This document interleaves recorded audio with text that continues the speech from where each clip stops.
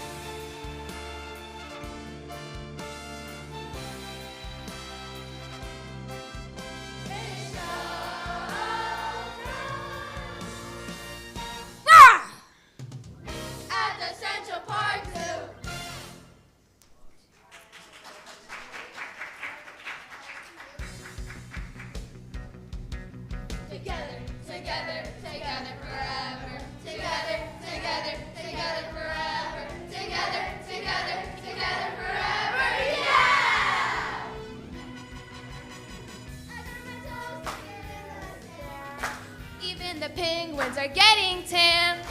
And once again, life is a party. For Gloria, Mel, and me, and Marty.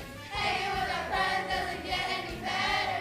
We know we're gonna be together forever. So, what's for lunch? Sushi. Sushi? Open that hatch. Ah. Sushi is better than steak. That kitty loves a fishy. Yay!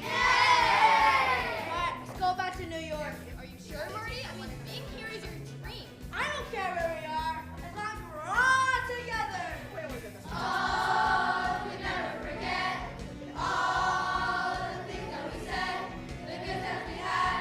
Remember the laughter each day, and we'll stay together forever, living in the memories of you and me. Together forever, over any land and across the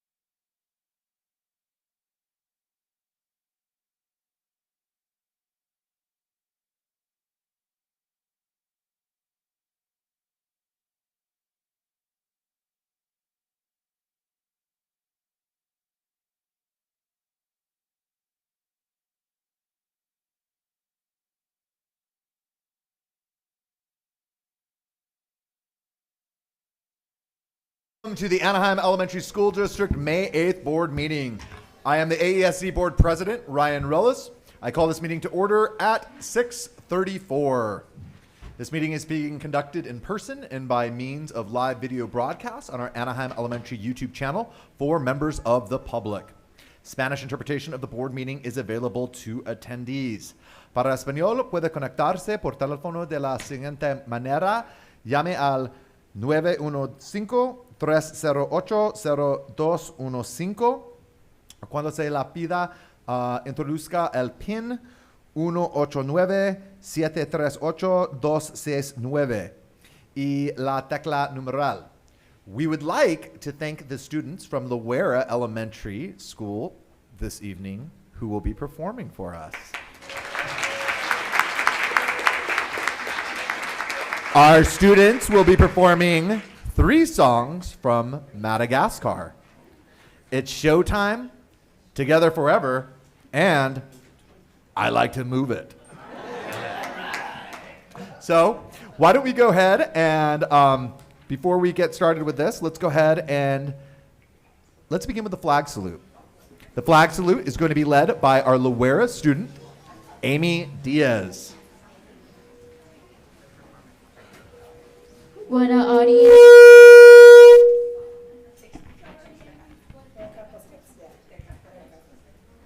audience please rise? Put your right hand over your heart. Ready, begin. I pledge allegiance to the flag of the United States of America and to the republic for which it stands, one nation, under God, indivisible, with liberty and justice for all. You may be seated.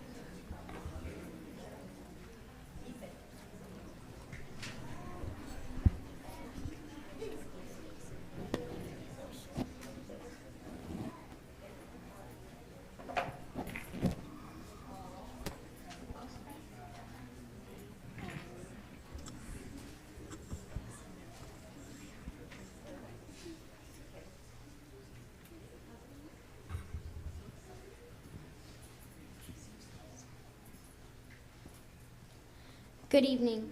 Thank you for inviting us here tonight for this encore performance from Madagascar Jr., the musical. My name is Caleb Jimenez.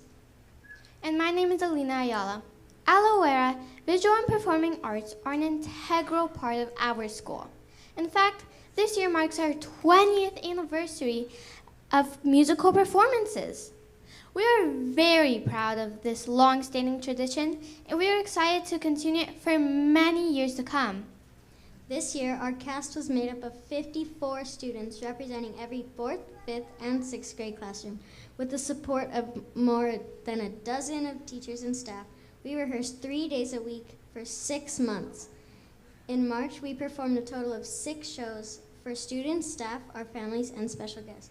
Being part of this production is something we'll never forget. Tonight, we are going to present a few of our favorite moments from this year's show, Madagascar Jr. We hope you enjoy. Welcome to Madagascar!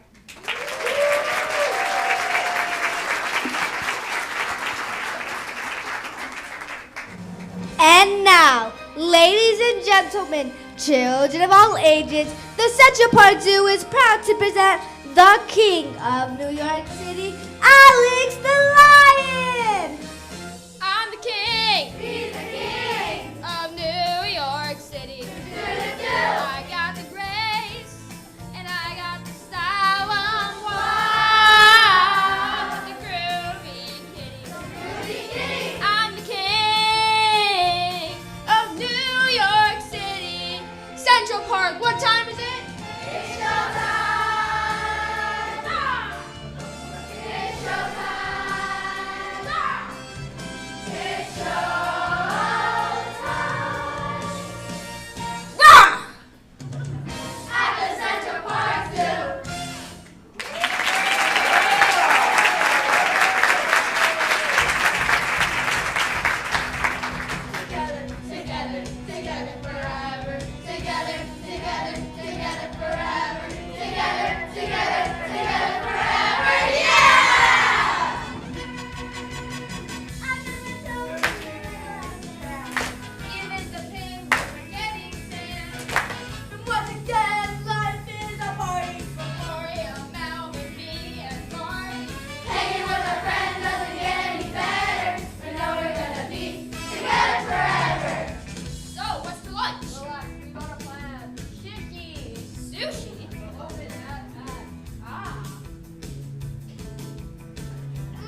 sushi is better than steak. That's it. Love that fishy.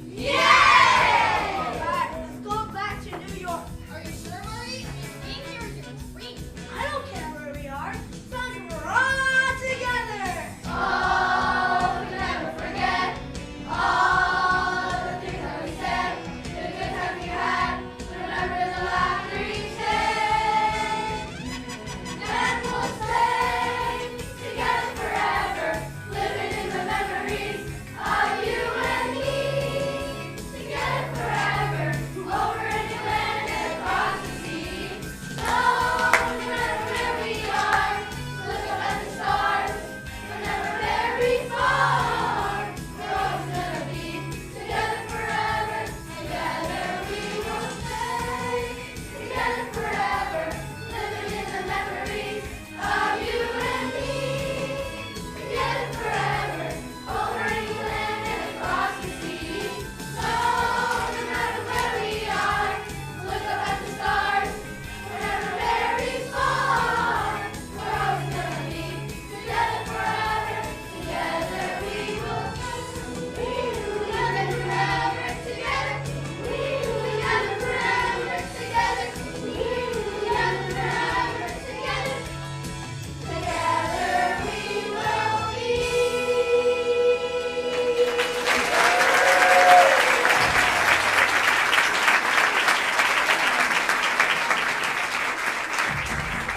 Okay, everyone, don't be doing with the booty ache. Boom! Boom!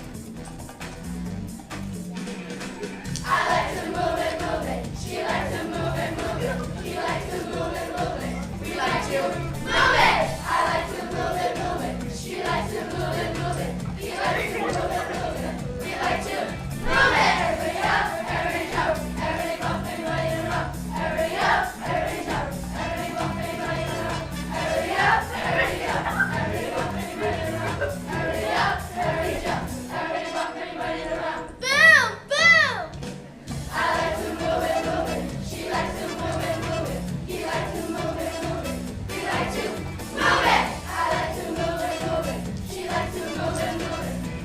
to move it, move it. We like to move it.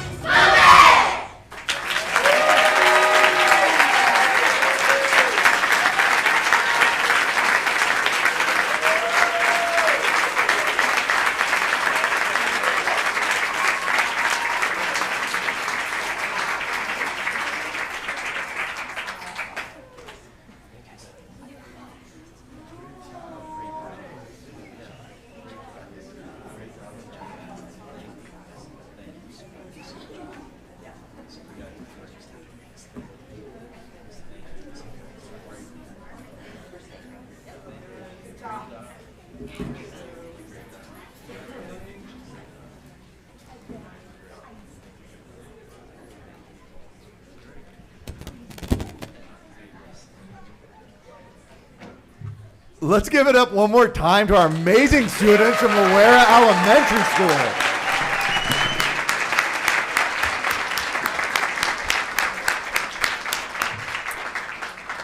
All right. Okay, moving on now to 3B, introduction and roll call. To my far right, your left, we have board member Miss Jackie Philbeck. Good evening, everyone. So great to see you here. We have board member Juan Alvarez, Good evening, everybody. Hello. Mark Lopez, Good evening, everyone. Dr. Paulo Magales, our board clerk. Everybody. I am your board president, Ryan Rellis. To my left, we have Dr. Christopher Downing, our superintendent. Good evening, everybody. Dr. Mary Grace, the assistant superintendent of educational services. Hello, everybody. Dina Meland, the assistant superintendent of human resources. Good evening. Jesse Chavaria, the assistant superintendent of administrative services. Hello, everyone. We have Tracy Golden, who is our senior director of school safety and operations. Good evening, everyone. We have Belinda Gordillo, who our communications coordinator. Good evening, everyone. Yesenia Mancha, our senior administrative assistant. Good evening, everybody. We have in our far back Jasmine Anaya and Mary Madrigal, our interpreters. We have Janice Cato, our technology support technician. And of course, hidden in that room in the back, we have Brian Brooks, our media services. Report of closed session actions taken. In closed session, the Board of Education took the following action. The board adopted the superintendent's 2024 performance evaluation with a vote of 5-0. Can I get an adoption of the agenda? So moved, Lopez. Moved by Trustee Lopez. Can I get a second? Second, Alvarez. Seconded by Trustee Alvarez. Any discussion? All those in favor say aye. Aye. Aye. Any opposed? Abstentions? Carries 5-0. All right, let's get started with our special order of business. Let's start with our recognition of Alec Glasser with Drake Gibbs Foundation, and that is Dr. Mary Grace, the Assistant Superintendent of Educational Services, and Mark Anderson, our coordinator.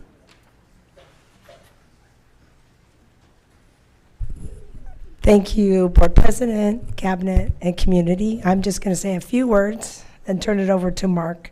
But we have a very special person with us here tonight, and I was looking for quotes all day to sum him up, and here is one. There is no better exercise for your heart than reaching down and helping to lift somebody up. We're very fortunate to have this great partnership with Alec Glasser from the Drake Gives Back. So I'm going to let Mark give some more information, and then we'll turn the mic over to Mr. Glasser.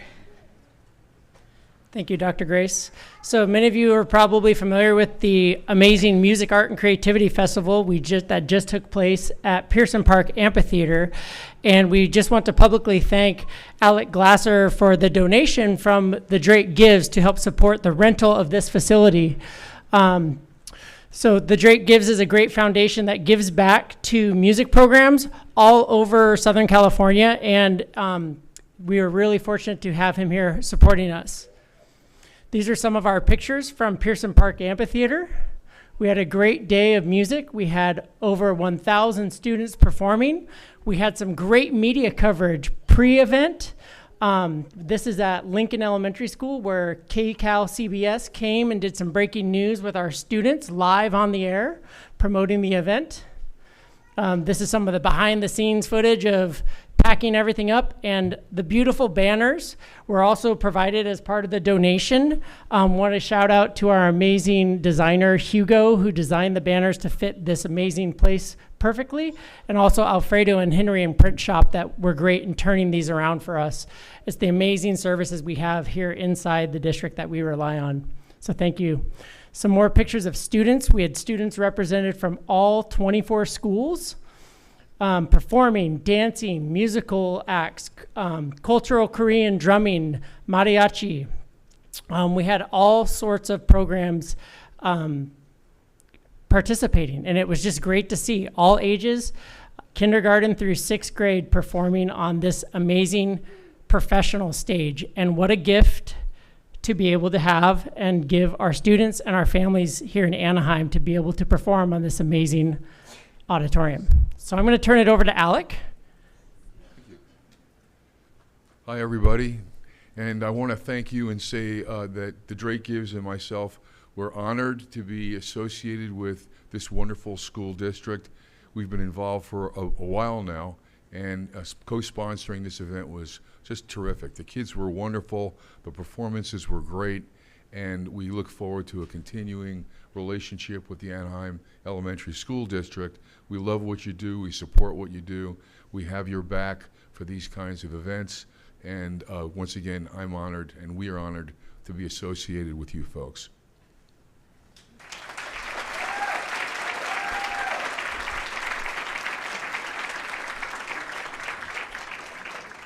This is the check of $10,000 which we donated for this event. Please don't try to deposit this check. It won't go through, but thank you so much. We really appreciate it.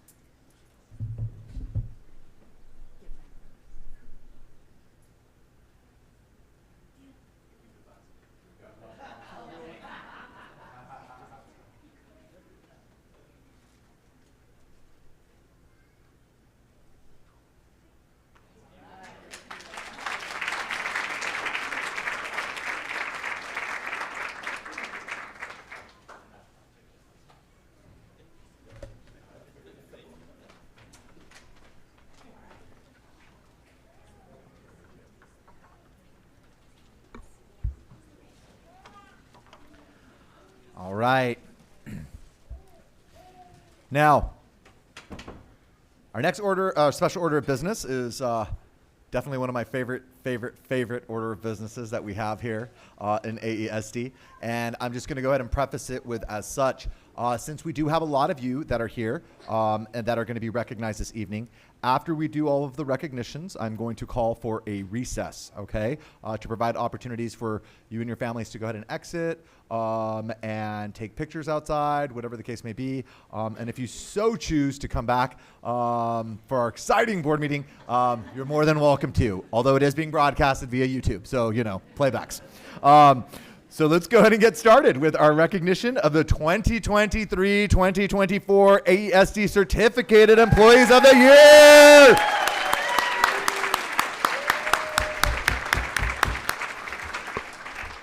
We have Dina Milan, our Assistant Superintendent of Human Resources, and Tammy Ledesma, our Senior Director of Human Resources, certificated up there, who will be calling your names. So. All right, good evening, everybody. Thank you so much for filling this room. This is amazing. I'm Dina Mellon, this is Tammy Ledesma, and we're here from the Human Resources Department to join all of you in recognizing this year's 24 Certificated Employees of the Year. These 24 represent many different certificated job types: classroom teachers, music teachers, teachers on special assignment, RSP teachers, and speech and language, all represented here this evening. Okay. All right, well, you got a big cheer, and now here I am. And then the last guy got to show a big check. So next time we're gonna have to work on the agenda. Wow. All right, well, I'm gonna start off by first, I always have to start with a comment, a quote, a poem that I think fits the moment, so bear with me. Thank you, teacher. You are my teacher, you are the best. To me, you stand out among the rest, helping me each day to learn, with each day a page to turn. The seeds you've planted will help me bloom, but now it is time to say thanks to you. For not just anybody can do the job you do. It takes a hero just like you. So thank you, teacher. You are an inspiration for all of the students you've provided an education, giving us lessons and motivation.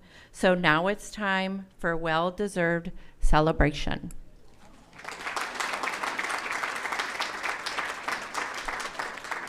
We have something exciting, a little bit new, well, this is new this year. It's not a little bit new, it is new. We have certificates.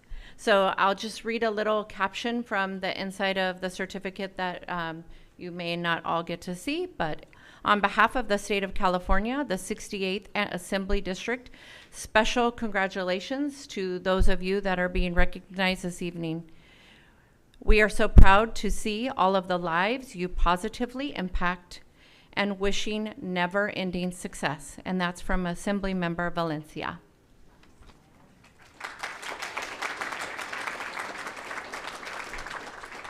All right. I'm going to announce the names of each of the winner and the school that they are representing. And if you would stand up here and wait till the very end so we could have a large, amazing group picture. So first, I would like to have Capra Bloom from AEOA.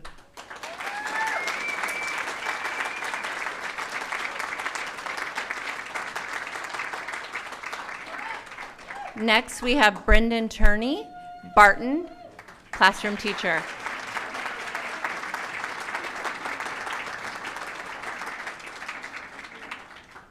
Rachel Beck from Edison, music teacher.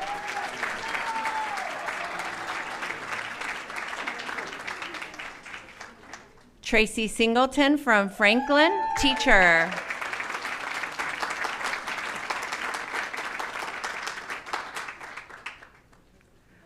Rochelle Holly from Gower, third grade teacher.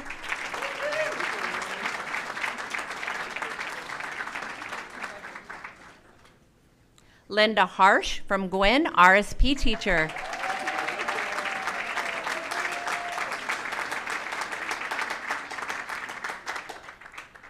Esmeralda Garcia from Henry, Kinder, DLI.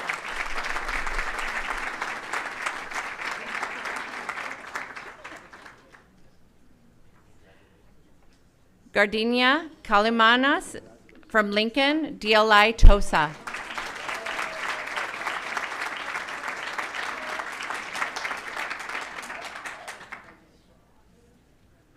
Gabriela Medina Loera, Kinder, DLI.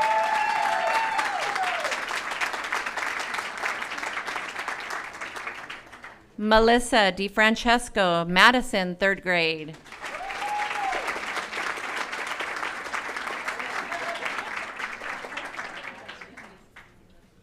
Sarah Ursua from Olive, 4th grade.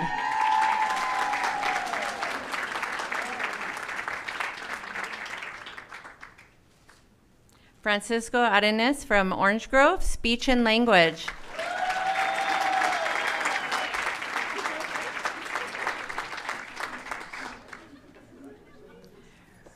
Brandy Donaldson from Ponderosa, 2nd grade teacher.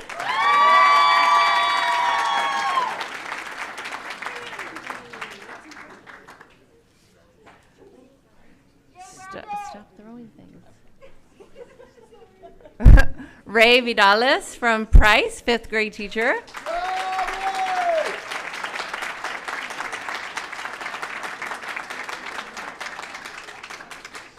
Amy Sanhu from Revere, 1st and 2nd SDC.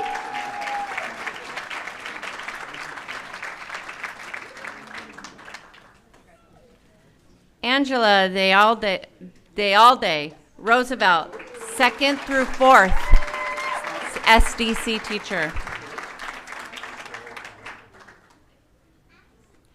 Tiffany Rath from Ross, TK teacher.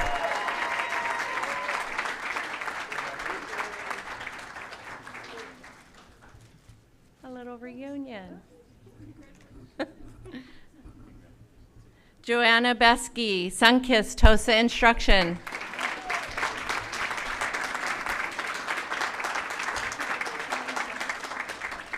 Jennifer Woodward, Westmont,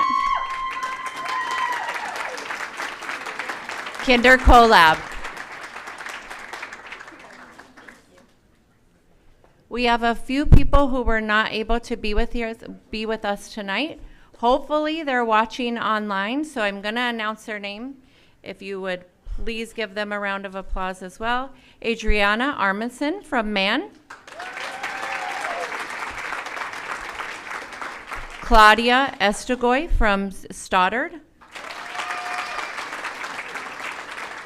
Giovannia Manzo from Juarez.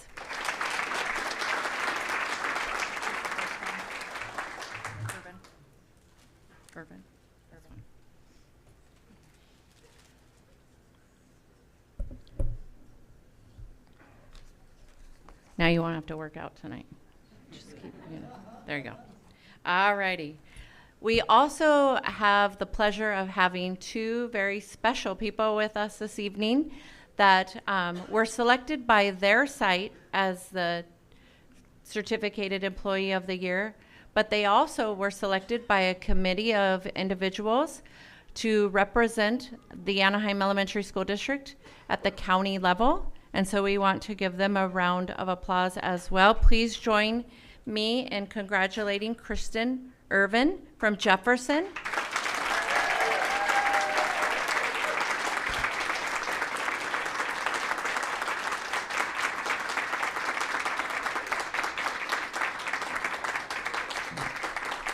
Kristen is a 4th through 6th grade SDC teacher who gives her students all of the opportunities that all students deserve by engaging in special activities, extra activities, going above and beyond for her students. And then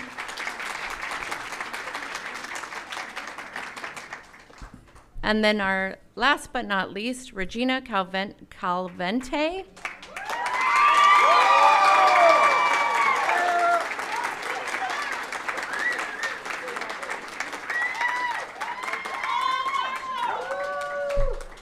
Regina is from Marshall, and she teaches 6th grade. Same things that you heard from the last, just going above and beyond, making sure that she's there for the students, involving opportunities for students to get community service, just making sure that our students are getting the best foundation before they head off to junior high. So one more time, big round of applause.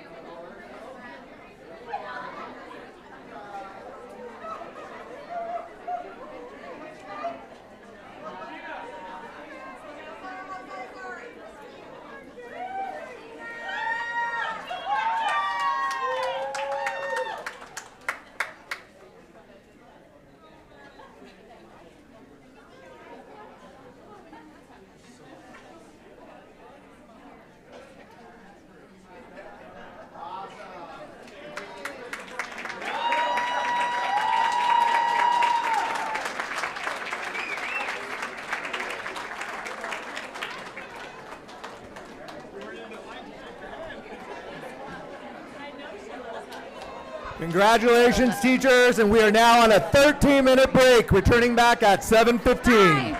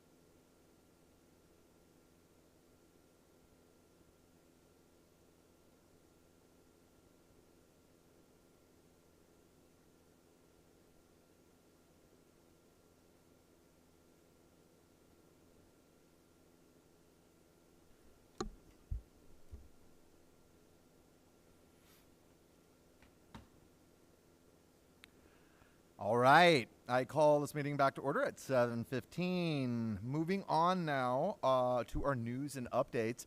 We're going to start with 5A, our parent leadership group updates. Any parent leadership group updates today? Awesome. Come on down. We have a parent group update to be provided by our PLI leader, Sandra Leiva. Welcome, welcome.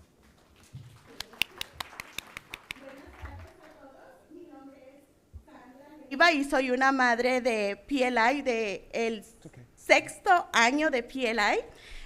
Este año PLI tuvo 5 reuniones como entrenamientos para apoyar, como apoyos como para los padres líderes. Nuestra última reunión fue el día 9 de abril con la señora Laura Houston y terminó el año con un proyecto de arte que nos enseña a ser cultural y lingüísticamente sensibles a los demás.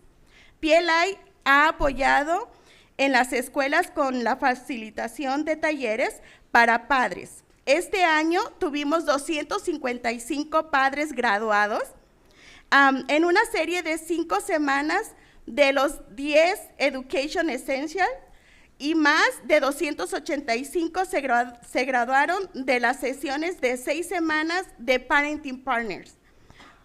También 17 PLI colaboraron con la señora Yesenia Navarro, que yo también fui parte de eso, para apoyar con el lanzamiento de las sesiones de introducción de cuentos familiares. En 11 escuelas, Cuentos Familiares es un programa de alfabetización familiar con libros bilingües que establecen una rutina de lectura en casa con temas que reflejan la cultura latina. Es un muy buen programa, gracias por llevarlo a nuestras escuelas. Tuvimos mucho éxito en todas las escuelas donde fuimos. La apoyamos en las escuelas y 171 padres se graduaron de la serie de 3 semanas. Fue un proyecto muy hermoso, por favor sigan apoyándonos. Gracias por apoyar a PLI durante todo este año escolar y en los últimos 8 años. Gracias.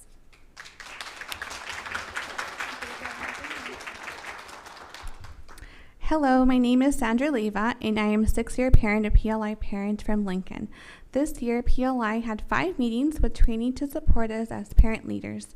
Our last meeting was on April 9th with Laura Houston, who ended the year with an art project teaching us to be culturally and linguistically responsive to others.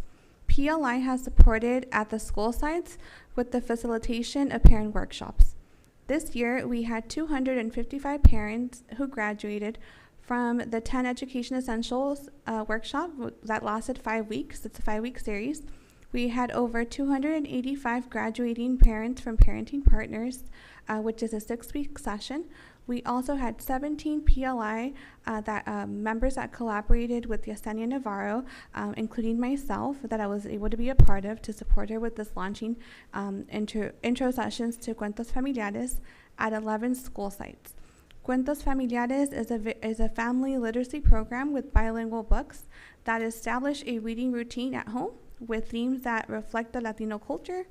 We supported her at the school sites and had 171 parents graduated from these 3-week series, and it was a beautiful event, beautiful support. Thank you so much for supporting PLI throughout the school year and for the past 8 years. Thank you.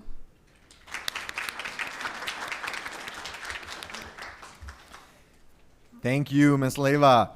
5B, association updates. There are none this evening. 5C, district news and updates. Ms. Belinda Gordillo, the communications coordinator. She's going to go ahead and present our news and updates this evening.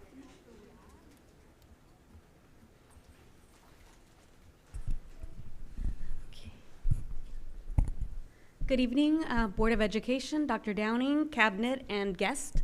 My name is Belinda Gordillo, and I'm going to be sharing some district news and updates from April and then a little bit of May.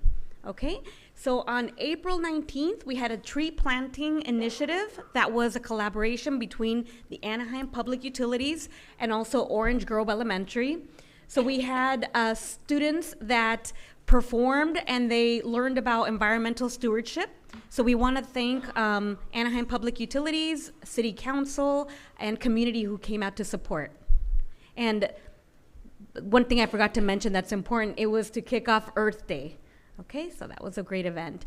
And then this month, this past April, we celebrated Matt Slusser. He's the Director of Fiscal Administrative Services, and he got the 2024 AXA Classified Champion Award. So congratulations to Matt. So thank you for your valuable support, and we're very excited for you. On April 23rd, we had TK students and kinder students. They took a field trip over to Northgate Market right here on La Palma.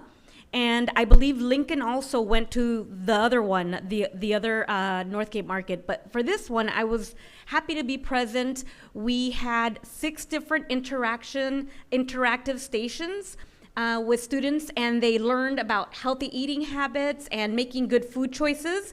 This particular event was led by Miss Nigel Napoleon. She's a health and wellness coordinator for AESD. And so it was a great partnership between the community action partnership of Orange County and also Northgate Market and AESD. So thank you all for your support with that. And then on April 23rd, I was able to visit STEAM Night at Olive Street, and this was a great event. They had 10 different engaging stations featuring STEAM, and the teachers, I mean, they put together these wonderful activities for every student. They were interactive, and so we want to thank the principal Maher and Vice Principal Garcia, as well as all of the teachers who put together this first-time event for their students. And then on April 24th, many of you know that Horace Mann celebrated at CABE for receiving the Seal of Excellence, but since a lot of our family and community wasn't able to be there, and especially the students, because they were in school, obviously, CABE brought it over to Horace Mann. And so we celebrated that morning, and it was a great event, and kids were able to perform once again, and CABE members came and had remarks, as well as our Board of Education. And then you already heard about April 25th was a great music and arts festival at Pearson Park. And again, thank you so much to the Drake Gives Foundation for their amazing, generous donation. And then on April 26th, at Horace Mann, 100 students received a pair of tennis shoes. These shoes were donated by Western Youth Services, which we have to give credit to Mr. Jimmy Guidos. Mr. Jimmy Guidos, if you haven't met him, he's the nicest guy you'll see. He is the Behavior Health Specialist Coordinator for Western Youth Services. So he works collaboratively with ELOP, and he was able to secure this donation through Shoes That Fit, which is a nonprofit. So what they did was all the teachers were giving the children little tickets throughout the month for any kind thing that they did as part of the Kicks for Kindness. And so then they did a drawing, and they were able to pick 100 students, and they were just so happy and excited. And I have to also mention that Mr. Jimmy Guidos has an initiative called Fire Fridays, which is how this started. And he goes to different schools, not just Horace Mann now, and he cleans the kids' shoes while he talks to them, and he asks them, how's your day, how's everything going? And he's able to provide support, and he just relates so well with them. So thank you so much for Mr. Guidos. Okay. And then on May 1st, we went over to Sunkist Elementary, where the students were able to help paint a mural along with Miss Carla Roque. She is, if you've seen all the murals all over the school, then you'll probably know that Miss Carla Roque and her team are the ones behind it. And she's just a very talented person, and she was able to bring this initiative to the schools where she gets the students to help her. So we had actually coverage from La Opinión and the OC County Register.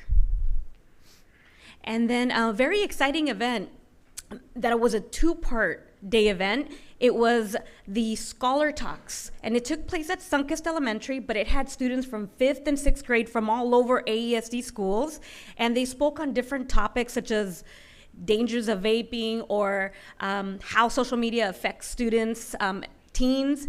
And so the event, if you weren't able to watch it, I really recommend that you watch it. It was streamed. And so if you want to go on YouTube, you'll be able to watch the different student speeches. Okay, and then yesterday, May 7th, Olive Street was paid a visit by Fox 11, and it kicked off Teacher Appreciation Day. So Mr. Lopez mentioned to me, Teacher Appreciation is actually a week-long celebration, okay? So we keep celebrating. It's not just yesterday or today.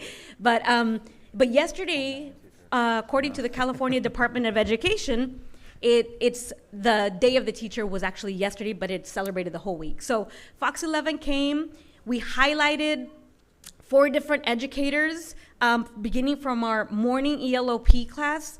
The students came in right after 6 a.m. They were coming in and they were excited doing projects.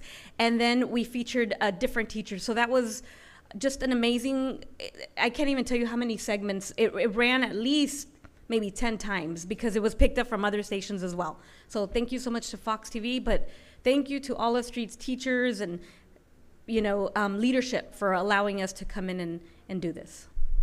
Okay, there's a lot of celebrations in May, and I hope I didn't forget any, but you'll take a look, and we've been promoting it across our schools. It's really important for us to celebrate all different nationalities and cultures, and that's just part of who we are at AESD. So this is some of the celebrations. I won't go through every one of them, but we have some other great ones. One that's coming up that's really important, and you'll hear a lot about it, is mental health awareness, and that's just so important for our students to get resources that they need, and we're going to be celebrating that very soon. Okay? And so just save the dates. There's a few really important events. And as I mentioned, mental health awareness, it's going to be kicked off on the 11th at Betsy Ross. They're going to be having a mental health awareness fair. So everybody's invited to come. And then we have some upcoming groundbreaking ceremonies. Even if you don't attend Revere Benito Juarez, you're still invited to join us. And so we have them there. And that's it. Any questions? No? Okay, thank you.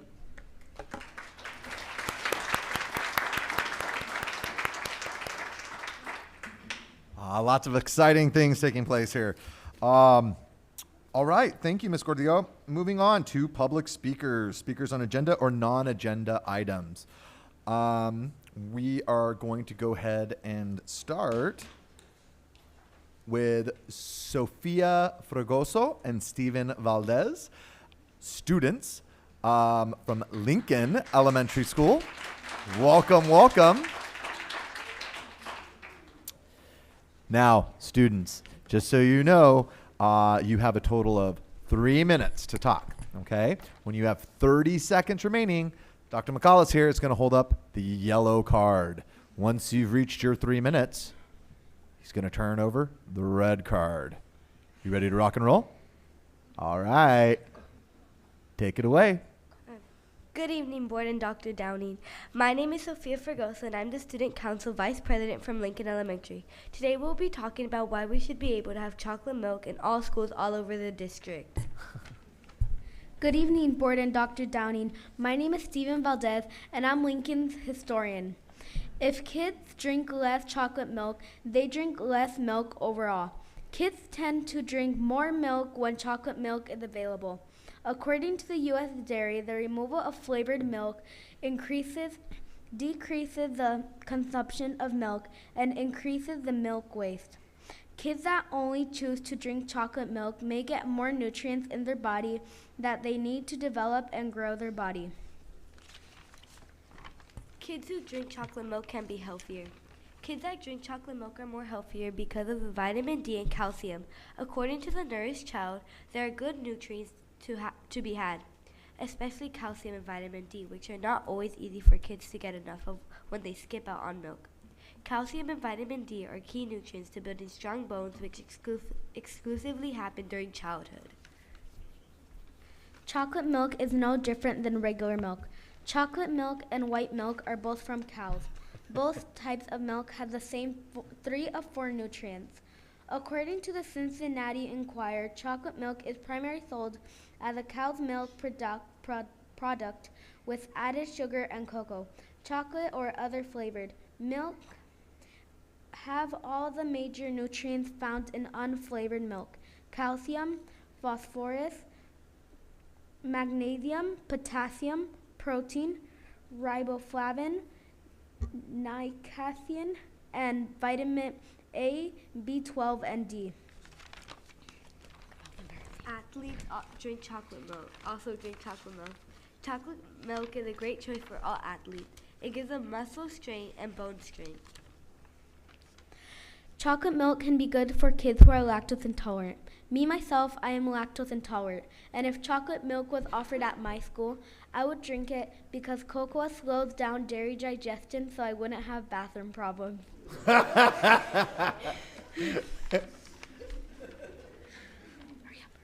All the reasons we provided to you, board. We are asking for chocolate milk all over the school district. And here we have some chocolate milk to give you guys. Thank you. Have a good night.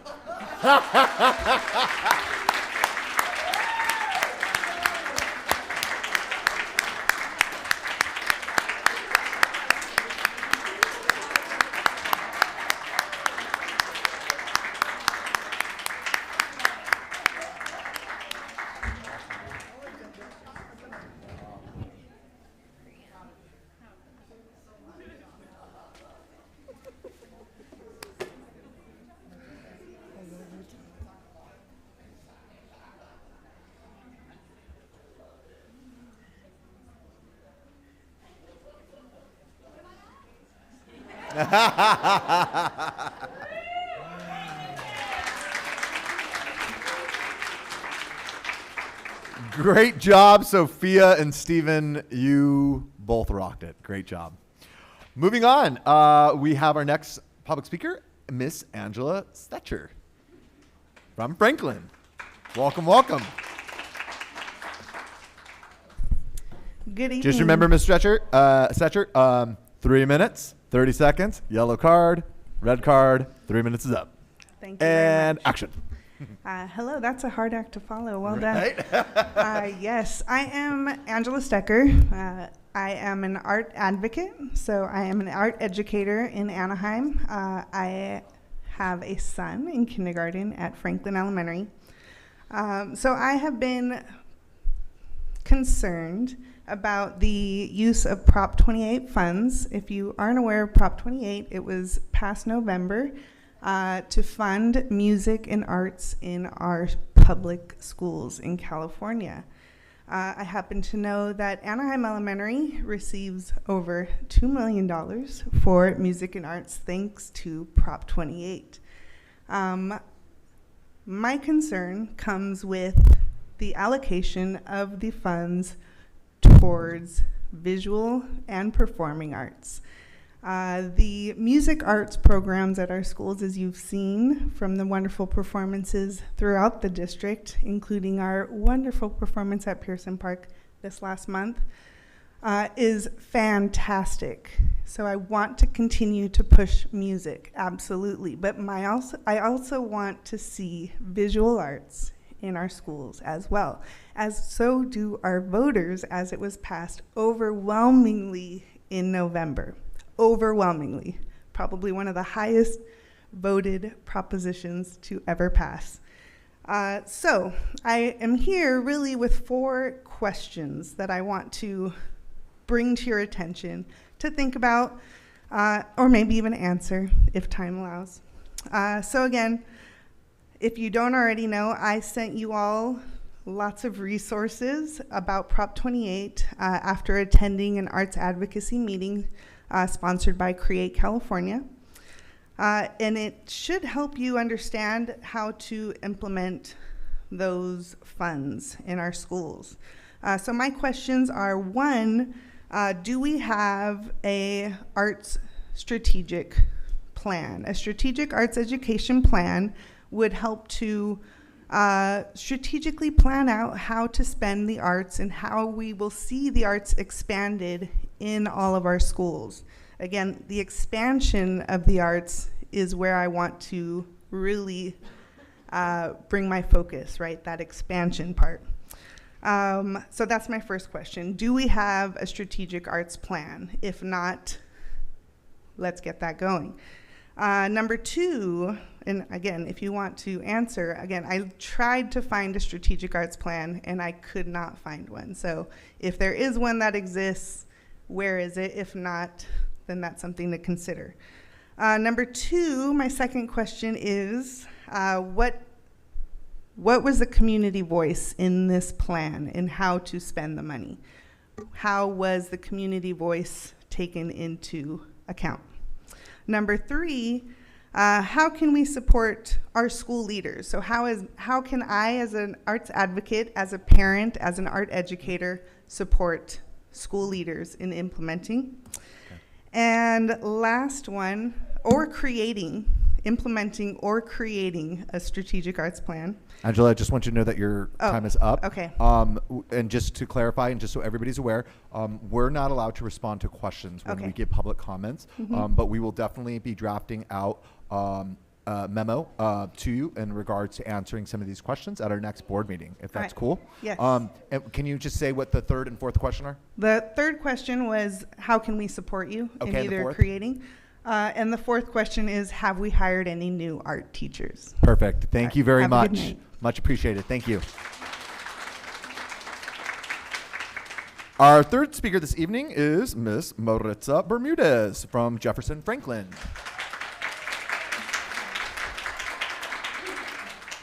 You know the role. 3 minutes, 30 seconds, yellow card. Okay, cool. Go. Good evening, board member, President Ruelas, and cabinet. I am here in representation of many of our Jefferson families and my family as well. A letter was sent to you in regards to Dr. Song, our Jefferson principal, to move to another school for the next school year. We appreciate your explanation of the district's approach to staffing changes and the rationale being behind Dr. Song's reassignment. While we understand and respect the district's commitment to providing diverse experiences for its administrators and ensuring equitable supports across all schools, we also want to emphasize the positive impact Dr. Song has had on the Jefferson community. Her dedication and leadership qualities have been instrumental in creating a supportive and nurturing environment for our children at Jefferson and with the KDLI program. At the heart of this positive impacts are relationships. This morning, my daughter and I had the opportunity to uplift AESD's approach in moving towards a community schools district at the State Board of Education in Sacramento. So congratulations on those 13 more schools. Let's see, where am I? As we move to transform our schools into community schools, it is fundamental that we uplift and take into consideration our families, as we are the most invested in our students' education. Lastly, we are fully aware of the board's policy that impacts the move of our principals, not only at Jefferson, but the rest of the district. I ask that the policy be revised, as I don't believe it supports the community schools transformational approach and does not honor nor uplifts relationships. I ask the board to reconsider this decision and bring this policy to be further reviewed and possible elimination. So I will end with this. It is up to all of us, students, families, educators, community partners, schools, and system leaders to create transformational community schools that are a place of belonging, opportunity, and celebration, and where relationships are valued and are at the heart. Thank you.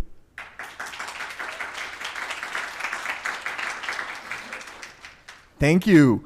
Our next speaker, it's Irene McLeod from Jefferson. Good evening, board and Dr. Downing.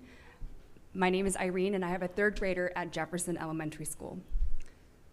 Tonight, we can all agree on the following.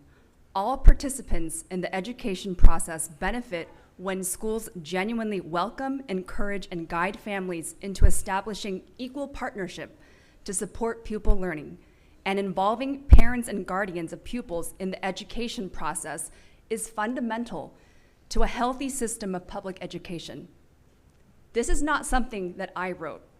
This is part of Education Code Section 51110. This is the fundamental tenet that is central to a healthy school environment. So why am I here tonight? Why are these parents here tonight? To point out that in one of the most important decisions that this board can make on who should run the day-to-day operations of Jefferson Elementary School, we as parents were completely kept in the dark. On April 23rd, 2024, just 6 weeks before the end of the school year, we got notified that Dr. Song was getting transferred and that we were getting a new principal who was unknown to us and who has had no previous KDLI experience. KDLI is different from Spanish DLI. You can't just substitute one cultural and language experience for another. KDLI at Jefferson, as we all know, is still in its infancy. We haven't even had the first graduating class. While we know that Dr. Song is uniquely and best qualified to run Jefferson, we have not heard how the board and district are committed to ensuring that KDLI continues to succeed. The district's plan to have Vice Principal Cho, who is in her second year at Jefferson, remain, and some district personnel who've been around since KDLI's inception, is not the same as having the strong institutional knowledge and cultural understanding that Dr. Song has. A team relies on its captain. We have seen and experienced the fruits of Dr. Song's heavy lifting for the program and for the school community at large, and we want to be assured that the new principal will maintain and build upon what Dr. Song has already done.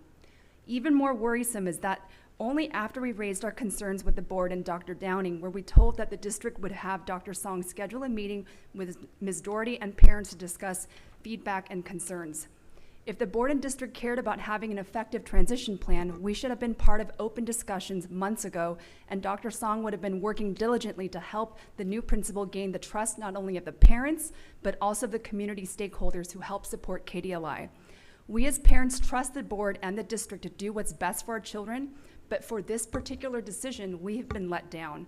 We seek parent involvement when it comes to these types of decisions and not be told at the 11th hour. And we're just telling you as parents who care that we hope to be part of this collaborative effort going forward, and we hope to see improvement in communication. Thank you for your time.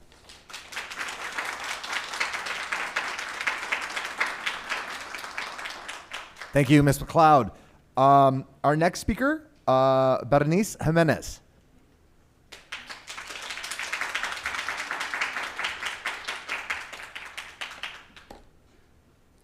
Buenas noches, mi nombre es Berenice Jiménez. Ms. Jimenez, since we're going to be doing translations, okay, you're going to have a total of 6 minutes. Okay? Thank you.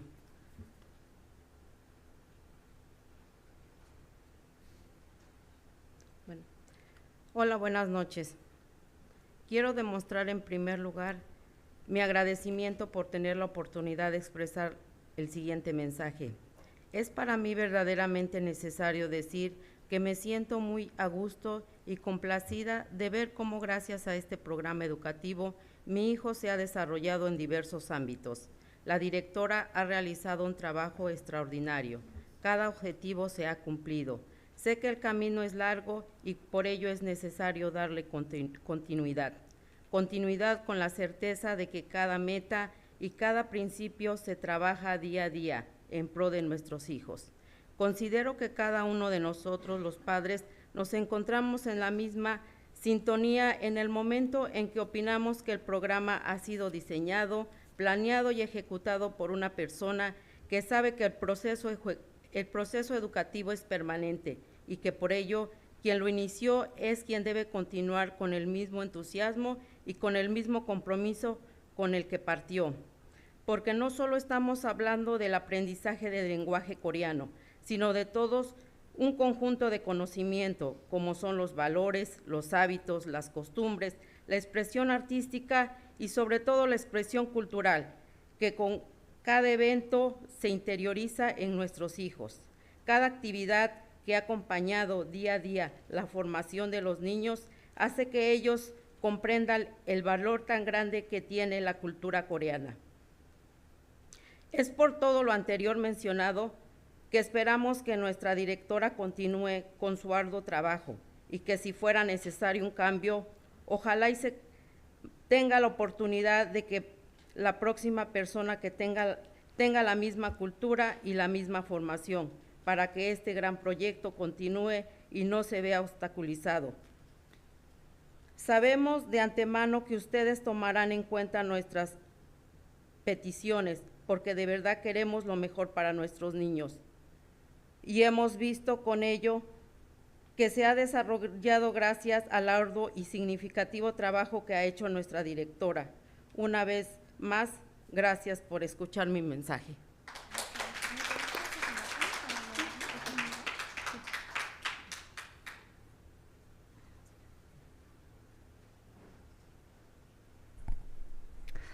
Good afternoon. I'd like to thank everyone who's present. I wanted to first thank and show gratitude for the opportunity to express myself with the following message. For me, it is quite necessary to say the following in regards to I am very pleased and happy and very grateful for this education program that my son has been a part of and has been enrolled in different aspects. The principal has done a very well job, an extraordinary job, I can say. Every objective has been met, and although this is a long road, this is why it's necessary to continue and to be consistent. I am aware and acknowledge that every goal and every purpose of the goal needs to be worked on day-to-day basis for the consistency of our kids. I feel that as well as other parents that are around me, we find ourselves in the same momentum or the same subject in regards to opinions in the programs that has been designed, planned, and with the mindset of the education. Through somebody who knows the process of education, who is permanent, and also who has been with us since the beginning. I believe that such person should continue on with the same enthusiasm, with the same sense of responsibility, such as we've had. Because we're not only talking about the Korean language, as to say, but everything that involves it. The knowledge, the values, the habits, the cultural customs, the artistic expression, and overall, the culturalistic aspect of it, the expression. With every event that is involved with our children, every activity that goes to day by day, the information, the formation of our kids, and the value that has such a great impact, not only in the Korean culture, but to everyone as well. This is why I mentioned, as I've mentioned before, I hope, and we hope, that the principal continues with their hard work. And if you found it necessary that this change were to occur, that we continue to have the same opportunity for the following person to have the same knowledge culturally, as well as the same background information educationally, so that this great project of dual language can continue and that it does not run into an obstacle. We know ahead of time that you will consider our request and hear our concerns, because as parents, we want the best for our kids. And we have seen how this program has developed and how our children have grown. So thank you so much for your hard work and your significant work that you have done, as well as the principal. Again, I express myself with great gratitude for this opportunity that you have given me to express myself. And I know that my words will be taken account, that you will take into account. Hopefully that you consider this petition. Thank you so much.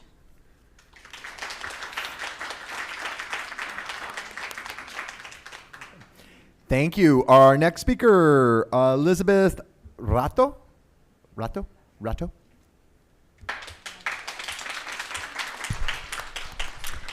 Good evening. My name is Elizabeth Ratto, and I have a third grader and a first grader in the Korean DLI program at Jefferson, with plans to send my 3-year-old son when he qualifies for TK. I grew up in Anaheim and graduated from Anaheim High School in 2006, When I moved back to Anaheim in 2018 after living abroad in South Korea and New York City, I learned about the Korean DLI program through a quick Google search of kindergarten options for my firstborn. I was incredibly pleased to learn about the program and so proud that my hometown was offering such a unique educational experience. I reached out to the generic informational email address, and within a day of inquiring, Dr. Song emailed me back to set up an in-person meeting. Within minutes of our meeting, it was very apparent how committed she was to the success of the program. Nearly 6 years later, she continues to be as prompt and attentive and invested into the KDLI program as she was in 2018. I actually have dear friends who are selling their home in Long Beach to move to Anaheim next year so that their daughter can enroll at Jefferson when she enters kindergarten. When they initially reached out to inquire more about the program, Dr. Song was available to them for all of their questions. And it is without a doubt in my mind that her nurturing of this program is one of the main reasons the KDLI program has been so successful. Her connection to the language and the culture and her commitment to see the KDLI program flourish with countless calls, emails, in-person meetings, community outreaches to recruit families, all are examples of the countless hours she has spent building this KDLI support system. With that being said, I do not doubt the new principal's credentials, but her experience leading a DLI program is not the same as fostering the Korean DLI program that has been nurtured over the last 4+ years. As evidenced by many of the families currently enrolled and who are planning to enroll in the near future, people are literally uprooting their lives to be a part of this program. That's why I think it's imperative for the board to provide a detailed plan of action and set of deliverables as to how it will continue to support the success and continued enrollment of the Korean DLI program at Jefferson Elementary. Thank you so much for your time. Thank you, thank you, thank you. Our next speaker, Stephen Kim.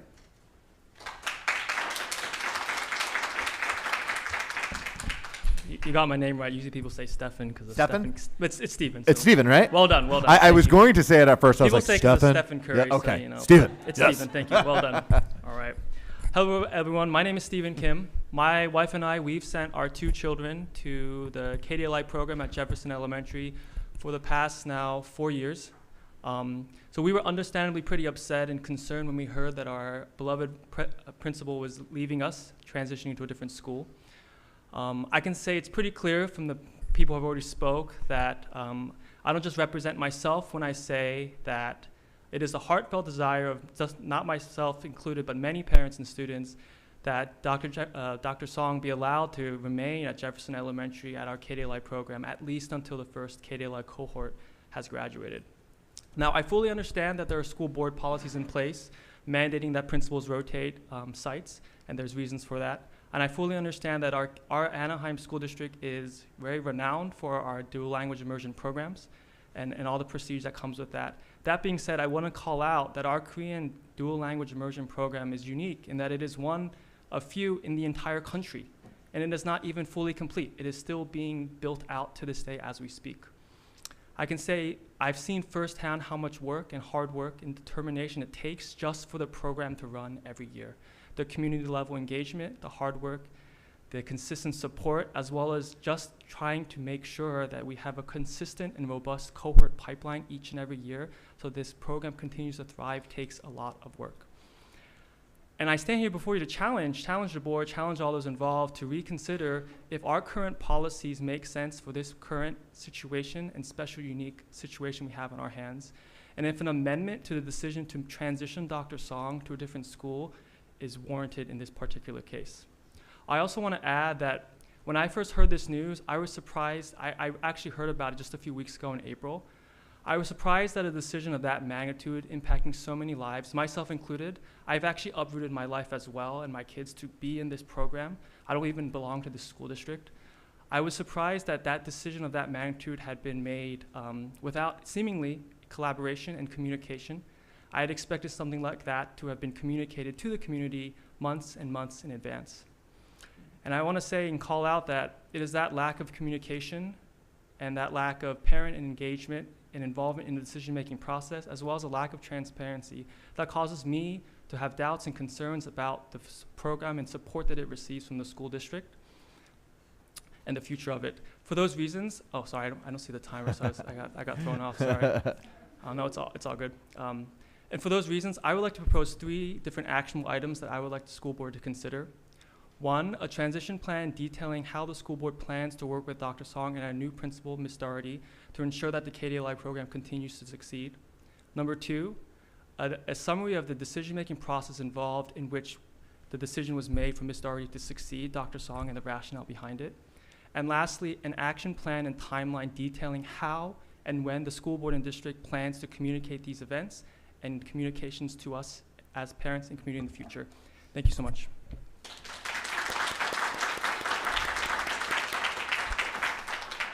Thank you, Stephen. Stephen. Thank you, Stephen. We really appreciate your comments. Much appreciated. And our last speaker this evening, G. Did I say that correctly? G Tran? G Tran, come on down, G. Hello, good evening. Thank you for having me. I do appreciate this time to talk about Dr. Song and our KDLI program. I'm a parent of a 4th grader, part of the first cohort, and a first grader, a 1st grader and a 4th grader. We've been in the program since 5 years ago. I actually met Dr. Downing, Dr. Song, and Dr. Grace at my first time when they had the introduction session. It was in the library at Jefferson. I drove all the way from Irvine, 30 minutes in the rain, pouring rain, because I wanted to really invest in where I wanted to send my child for kindergarten and the rest. We live across the street, a 2-minute walk to our elementary school where we live in Irvine. But it was so important to me, and the fact that Dr. Song was leading the program and starting this out. It's not just about the program itself, it's the legacy it leaves behind and the future generations that will go into this program, and to be able to have the education of Korean delight, have that language acquisition that they can have for a lifetime. And that was so important to me that we would sacrifice. I'm not the only parent. We have, I don't know what the demographic is, but we have parents coming from Huntington Beach, Cypress, Lake Forest, all over the place, all over the district, because language acquisition is so important to them and their family.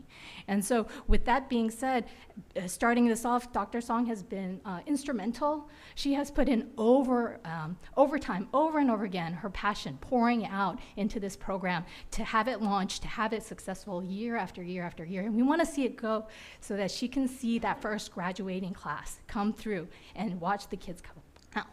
We understand the policy that has been there since 1998 and has never had an update since then. Times have changed since 26 years ago. We have KDLI programs. We have programs for Mandarin immersion. There's a community that is built by the principal of the community that just thrives in this environment. And she's not just the principal of KDLI, she's the principal of the whole school. And so, yes, I asked the policy be reconsidered. Just really invest in how that transition happens. If it's just one day you know you're going to be at this school, the next day it's reported out that, nope, you're transferring to the next school or the next academic year, there is a bit of transparency that's not provided that we ask. So thank you for your time, and appreciate your consideration. Thank you.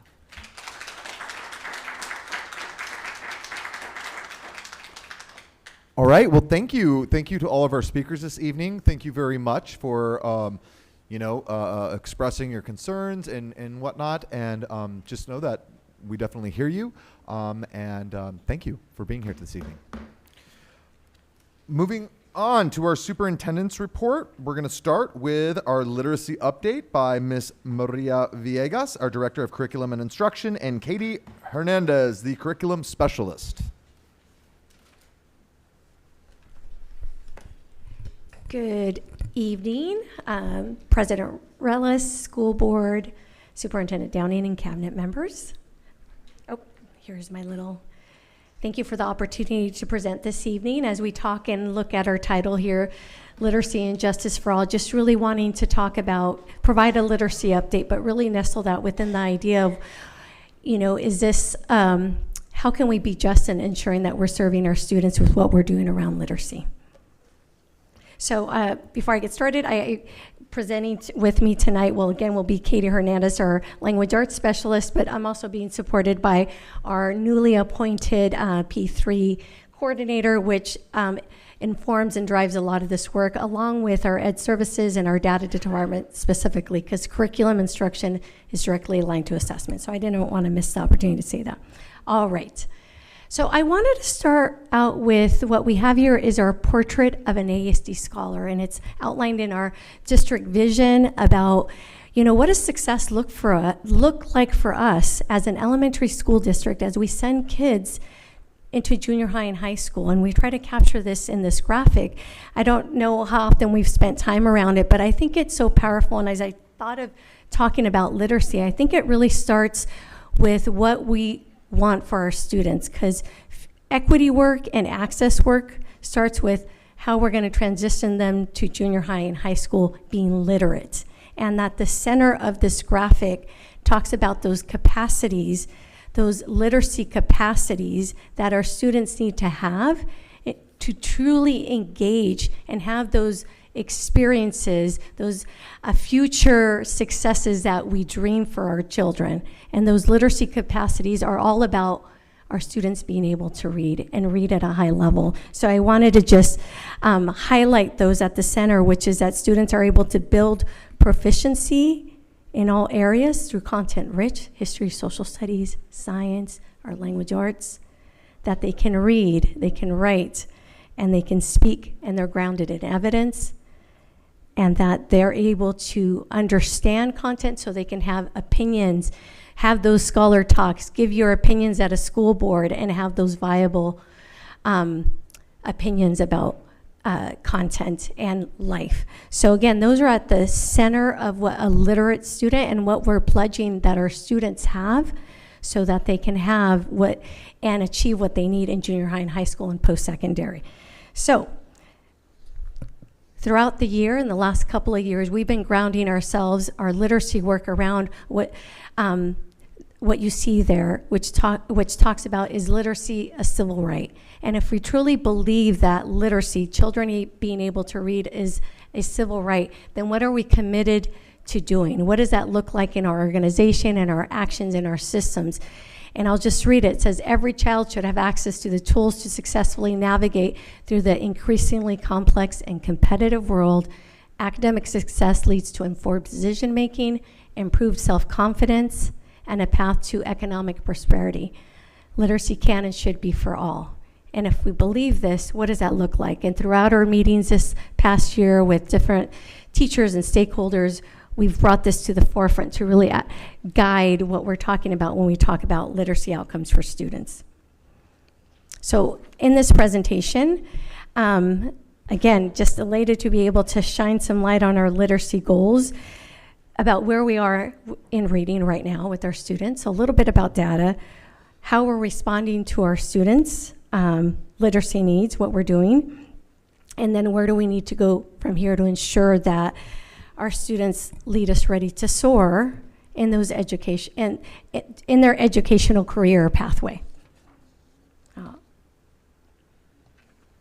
So where are our students now? So here you just have a data graphic. This is outlined in our LCAP goals that we identified in terms of a data marker that what we want to look at to see how our students are doing in reading. And the goal that we identified there is that the percentage of all students in all programs, including emergent bilingual students, students with disabilities, language foster, their DLI program, that they would be reading at grade level in their target language in second grade. So early second grade, the earlier we intervene, the better when we're looking at reading practices. So this is for second grade. So you see that when we outline this goal in our LCAP in 2022, it has our baseline there, what we were starting for all students, for each of our student groups there, where we were with reading, as outlined by our local assessment star reading. And on the right, you see the column out identifying where we are now in 2024. So as you can see, there's a growth in range anywhere from 8% to maybe 22%. It varies depending on the student group. And there is progress in all groups, but I do want to draw attention to to a student group. I was going to ask a question like we're in class, forgive me, with a student group where there might not be that growth. And it's quite stark, and we need as a system, and we personally have been doing readings around how to ensure that we're paying attention to our students with disabilities, because that growth has been stagnant, and we can't afford to continue to let that happen. So, in the next slide, going back to this idea of what does success look for us and our sixth graders, where are they leaving us? Where is that reading proficiency level for our students when they leave us in sixth grade so that they can then transition to junior high and high school? So what you have there is their English Star reading scores, and you have about 33% of our students, 656 students, that are reading at grade level. Well, we still have a number of students who continue to need that additional support that are there at that near level, about 35%, and then at a at-risk level, which is about 2 years or more below, being at that 31%.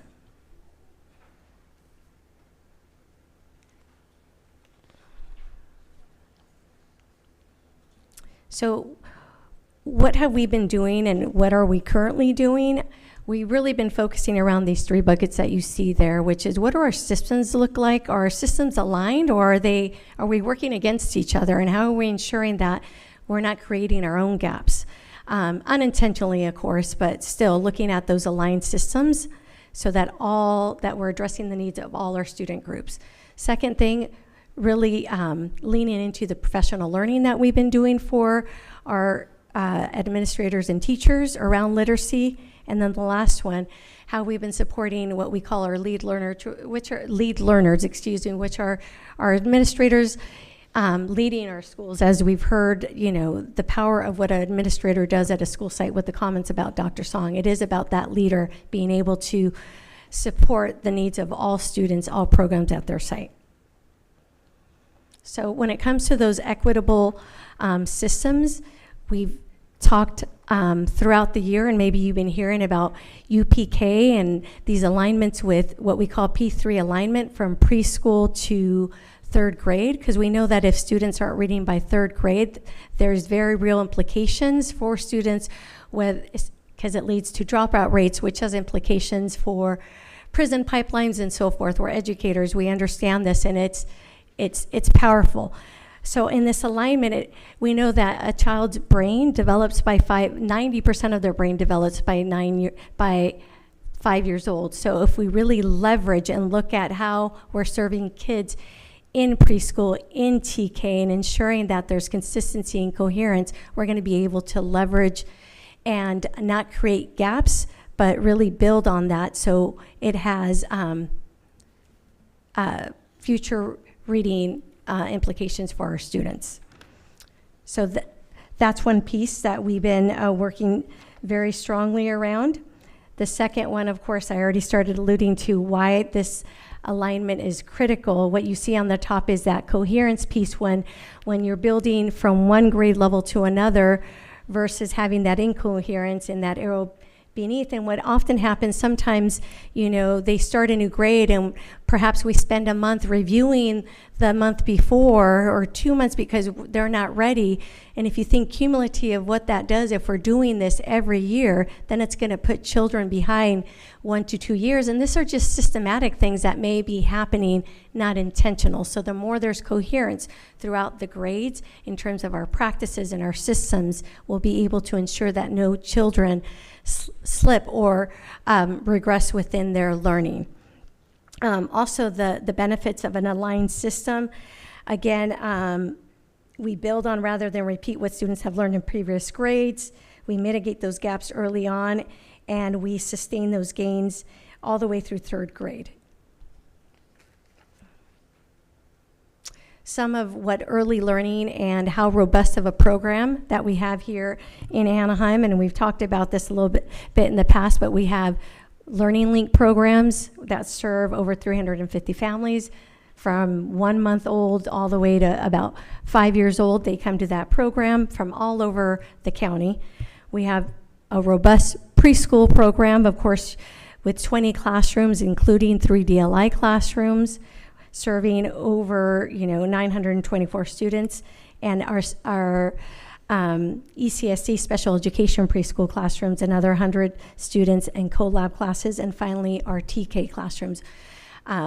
Again, that's been growing, and based on enrollment, will hopefully continue to increase, but serving over 1,000 students. Again, these are early learners who are ready to just thrive within aligned systems if we capitalize on that.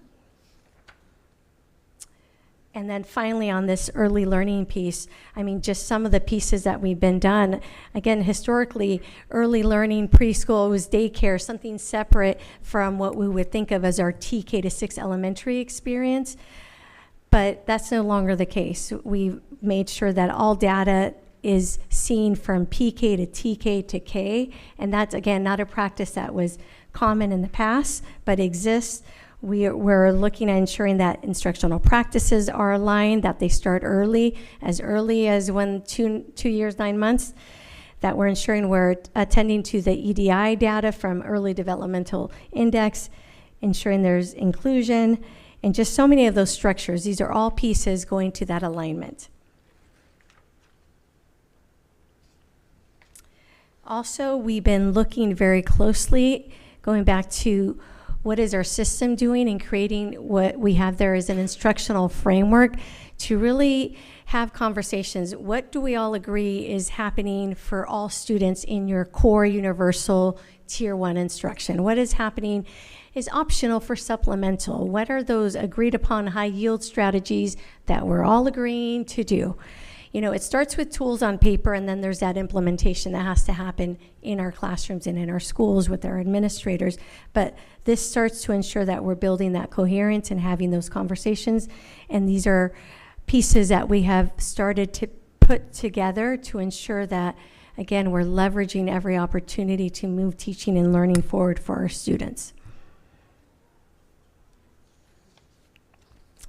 And then that second piece to building that coherence is really ensuring that we stay focused on what we call best first instruction, which is universal. It's what happens in the classroom with the classroom teacher for those 6 hours of instruction. I know our data is indicating that we need to intervene and have additional support, but it can't negate what happens first and foremost in the 5 hours or in that first instruction that happens with students. And that's a tall order, and it takes a lot of skill and support to be able to meet the needs of diverse students in classrooms. And our teachers are amazing to be able to navigate the skills they need to have them at hand to be able to respond to their students. But we continue to say, and the research supports that nothing will, and I have it quoted, there's no amount of intervention that can substitute best first instruction that comes from that classroom teacher. In terms of it being universal, that it's systematic, that it's relentless, and that it's engaging time and time again, regardless of the supplemental supports that may be brought into that classroom. And I was just going to add, I didn't put it here, but there's a study by NAEP, National Association of Educational Progress, and they talked about how when you look at the gap between our Latino students and our white students, if we don't have a model of best first instruction, meaning what the teacher does in that classroom, it would take 70 years to intervene and catch up our other subgroups to where our other student groups, our white students, are performing. So we just have to keep that at the forefront and continue to support our teachers to be able to use their skill set to best support our students. So I'm going to turn it over to Katie, who's going to talk through the next couple of slides in terms of what does then best first instruction, what will it look like in that tier 1 universal instruction? I'll keep this for myself. Thank you. Marie did a great job of laying out both the need that we have to address literacy in a very direct and explicit way in Anaheim, and some of the big picture foundational work that we've been doing. So what I get to do is take you into a little bit of the detail of the different layers of work we've been doing in Anaheim over the past couple of years. Can you hear me now? I feel like I was far away. All right.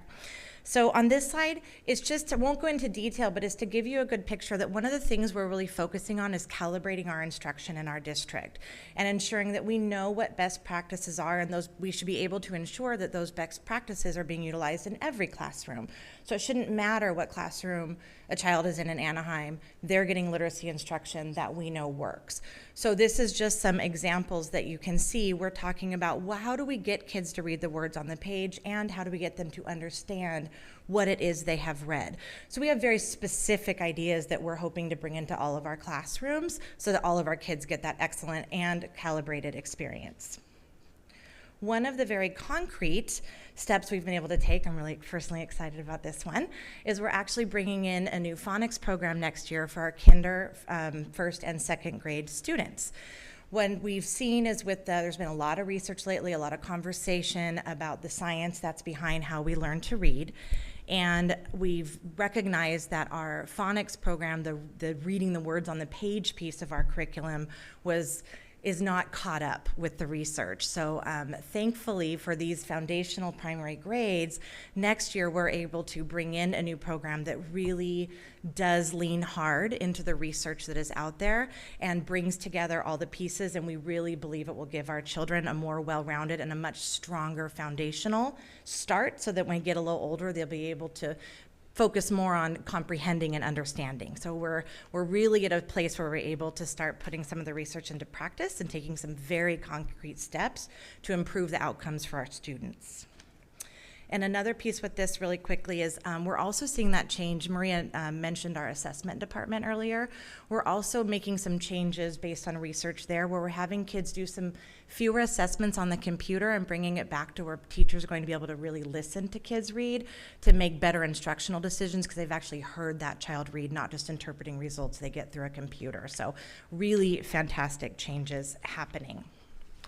That's not only are we looking at the curriculum being used, but we're also doing a lot of work for professional learning. If the curriculum was the magic bullet, that person would be sitting on an island somewhere super wealthy because their program taught everybody to read. It's not enough to have great material. You have to have teachers and educators that understand why the material is designed that way and how to bring that to the students that are actually sitting in their seats. This slide summarizes the work we've done over the past year. I won't read it to you, but the point is to show you that we have a very concerted effort with professional learning in our district surrounding literacy, and we are touching on every layer of our system. So you can see our administrators went through letters for administrators. Letters just stands for Language Essentials for Teachers of Reading and Spelling. Really focuses on the theory behind how we learn to read. So our administrators went through that program.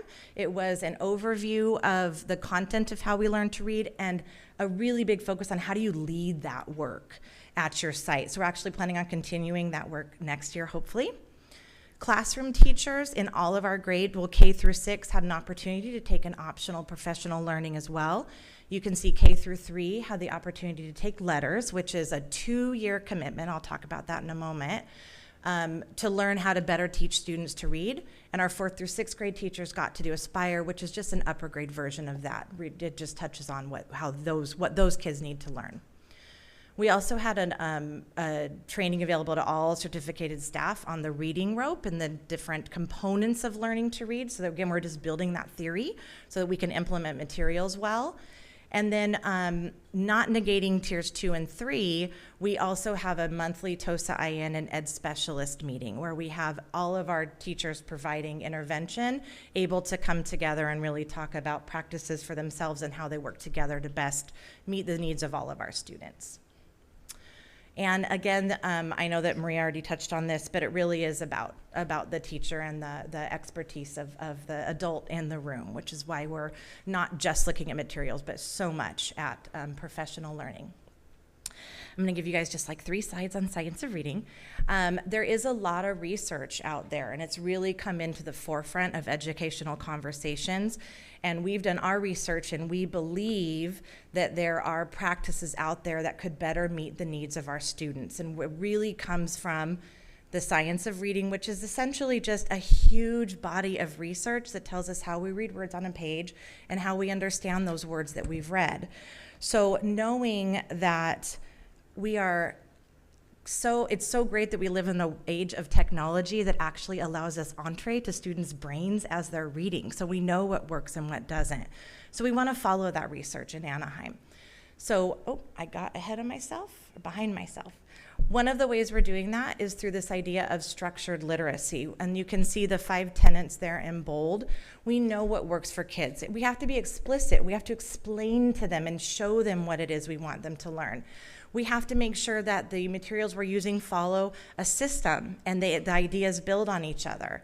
A big one we're talking about is multisensory. If I'm 6 sitting in a first grade classroom, I can't just watch my teacher do the work. I need to engage in the work physically and do the activities and not just watch them being done. So that's a huge push. And then the bottom one, diagnostic and responsive, we need to listen to kids read, which is part of the reason that we're also making these changes in our assessment department. Listen to them read and be able to, and have materials that support us in being able to make decisions about how to change path when we need to and meet all those individual needs of our students. Really quickly, there's this big idea of simple view of reading. Again, you've heard me say it a few times now. Kids need to be able to read the words on the page and understand what they're reading. There's lots of research behind both of these ideas and strategies that come along with it. And again, we're working really hard to bring those to our kids to make sure we're aligned through our entire system. You heard me mention the reading rope earlier. This is really just a teased out version of the slide before, and you can see, I want to give you a quick example of our phonics program that we had before that we're currently using doesn't incorporate a lot of vocabulary. But when we look at this rope and we see all this different skill base that students need to read, we need to bring that vocabulary in. And so we now have programs that are doing that and are really meeting our kids' needs in a very deep way. A lot of that, those couple slides you just saw on the science, they're incorporated in this idea of letters. I just wanted, if you hadn't heard of it, I mentioned it earlier, this is the training that our K through 3 teachers have had the opportunity to go through. Completely optional, completely voluntary. We're in year 2, and we currently have 122 K-3 teachers being trained, and that was solely their choice and desire to learn more about meeting the needs of our kids. And I'll be quick, but I did want to read you guys this quote from one of our teachers. I often get unsolicited emails about this training, and this was one of them. As a bilingual TOSA IN deeply committed to enhancing literacy instruction, my journey with letters has been nothing short of transformative. Letters has been my guiding light, illuminating pathways to effective instruction in both English and Spanish. What resonates most profoundly is how letters transcends the boundaries of language, instilling in me a deeper understanding of literacy fundamentals that transcend linguistic barriers. Each module feels like a revelation with new tools and effective strategies to be a better literacy teacher.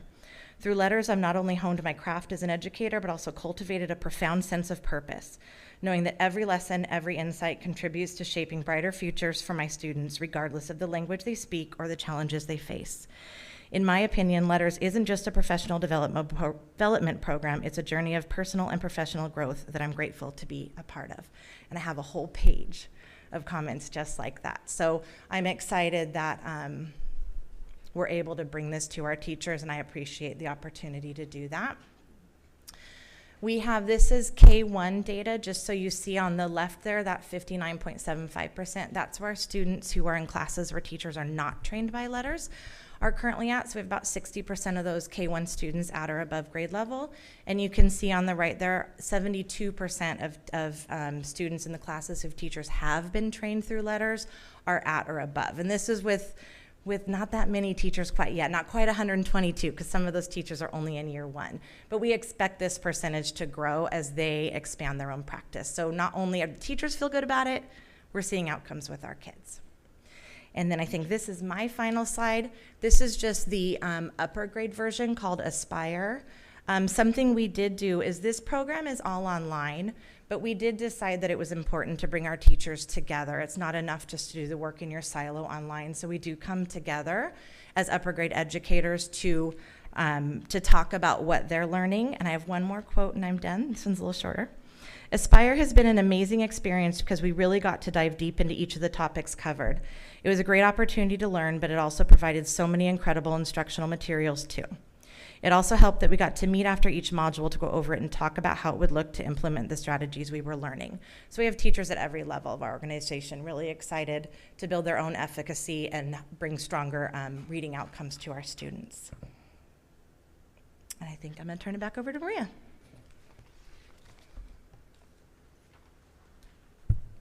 Thank you so much, Katie. She's become our resident expert on many things, not just literacy. So last couple of slides, we're going to talk about our lead learners, and it says school leadership is only second to teaching among in-school factors. So we need to build and support the professional learning of our leaders just as much as of our teachers, to be able to support their ability to have those interactions and those conversations around teaching and learning. So some of the things that, this quote here talks about our learning that we did last year around a Schools on the Move book, which talks about really having that it can't be an individual that sustains continuous improvement, but it really has to be a systemic process, and it has to be a disciplined process. So with that, we started instructional rounds last year. And if you know a little bit about instructional rounds, it's a protocol, that comes out of this Harvard School of Education that really is an improvement strategy to look at how we can improve and look deeply at what's happening in classrooms by engaging school leaders, classroom teachers, and just having that pause to look at what are students doing. So you see the three big ideas. I've tried to capture them in a little visual. It talks about, looking at that classroom learning. What are students doing? What are the tasks that our students are doing? Are they at grade level? Are we asking them to engage in, standards that maybe are not at that rigor of where we want students to be? And then lastly, that ladder of influence. Are we taking a moment to really understand the complexity of the learning that happens in the classroom, or are we jumping to judgments and wanting to quickly fix things? And what we do in education is complex, and we need to provide our administrators or our teachers to have those opportunities to go into classrooms, be reflective, learn from each other to support the learning of students. So we've been doing instructional rounds. All our administrators engaged in 1 to 2 rounds at their school sites, really helping lead those efforts to inform their site action plans and continue to move teaching and learning forward. We've also worked with our school leaders to outline and provide guidance in terms of school improvement plans around literacy and numeracy as a guidance. But the power behind any improvement plan is it becoming a tool that lives at the school site. Whoever authors the plan owns the plan. So we've talked about here's some guidance that can align to the district plan, because we have to have that coherence in terms of literacy, and then take that plan and make it your own at the school site by engaging your leadership teams. And that's why I have that graphic there on the right. Again, that work needs to move through every part of the organization for it to really transform what we're trying to do for students, that it moves from the district to our principals to those leadership teams at the school site. This summer, we're working together as an Ed Service division to bring professional learning, and we're doing it more like in a conference style, these one-day literacy summits, to really support our teachers who can drive in if they're driving in and just engage in one day of learning with having multiple sessions to attend. And again, knowing that it's not going to take their whole summer, but perhaps they carve out one day and they drive in, and we're going to see how we can make it a great day of learning for our teachers. It also, we also have a summit on supporting student behavior, because we know that continues to be a feedback that's coming in our LCAP surveys from our teachers, from our educators in terms of supporting students in the classroom. And we're also leading with our Ed Services division in our data department a PLC refresher again, knowing that the agency of teachers looking at professional learning communities and how they can continue to look at the data at their school to drive instruction. And then so finally, Where do we need to go? I wish we had that crystal ball, but we don't have that, but we have a lot of research, a lot of evidence, and amazing teachers and staff who are committed to this work to really improve outcomes for students. So number one is, did I skip a slide? We're going to continue to work on that instructional coherence across all systems, where we have school sites and district staff collaborating on designing and refining what high quality instruction looks, so that we have a common language, common expectations, and that we're supporting each other in that work. At that classroom level, again, being in those classrooms and having that ongoing interaction of co-learning ensures that a coherent instructional framework develops. That framework that I showed you earlier is just meant to evolve as our precision of instruction, as our ability to name it and see it develops, then our support for what that looks like also develops in the classroom. We want to continue to keep our focus, and we ask for support and help in keeping our main thing the main thing, which is that literacy outcomes at that center of our portrait of a scholar, that we need to support our teachers. And time again, what's being asked of us is if we could provide some release time during the day. Katie alluded, all our professional learning has really lived in that optional space, and we appreciate teachers' willingness to engage in professional learning, but we also recognize that we all have lives, we all have different needs we have to meet, and sometimes the way we can guarantee that this learning happens for everyone is sometimes providing it during the school day. So I want to continue to ask and look at how we can release teachers, to invest in our teachers, to provide them this professional learning of letters. And we are ready to, and have facilitators ready to provide the training every day of the year that we could teach, we could train every teacher in our district. We have that capacity, but it is, there are some constraints there in terms of finding release time or substitutes. So any support with that would be welcomed.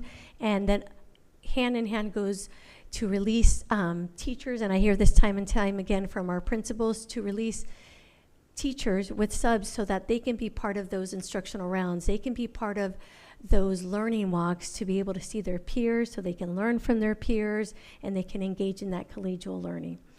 And that 1.37 just refers to the impact of collective efficacy that comes from Hattie's research, if you're familiar with that, which is what drives our PLC. If you have a group of people that believe they can positively impact, it's the greatest impact on learning. There's no greater influence than having that teacher efficacy, and that comes from supporting them through their PLC. So we want to continue to support that PLC release time as well.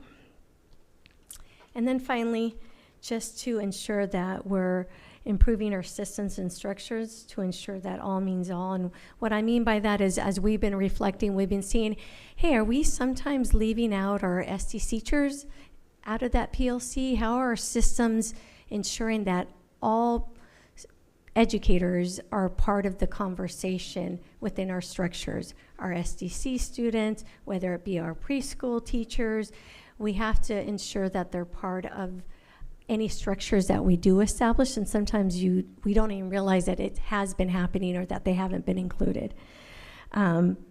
We really want to shine light on non-negotiable literacy components as we look at creating schedules, and many of you are at the high school level, and I've always heard about these master schedules, but it's also at the elementary. You have, the intervention schedule, the library schedule, the music, so many schedules, and taking a pause and really thinking, how can we strategically work together to ensure that we're not compromising or creating more gaps with the schedules we put in place that are pulling out students from their core learning. So wanting to really look at that closely, continue to provide that coaching of learning with teachers. So that's the best support we can give teachers, is time, so that they can delve deeper into their craft, because they really are our experts.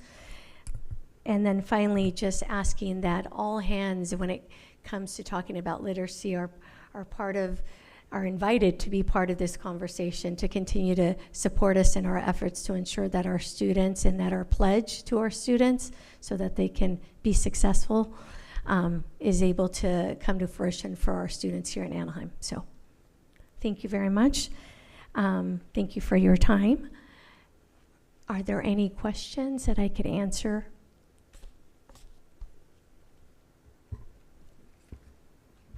Trustee Philbeck? Alvarez?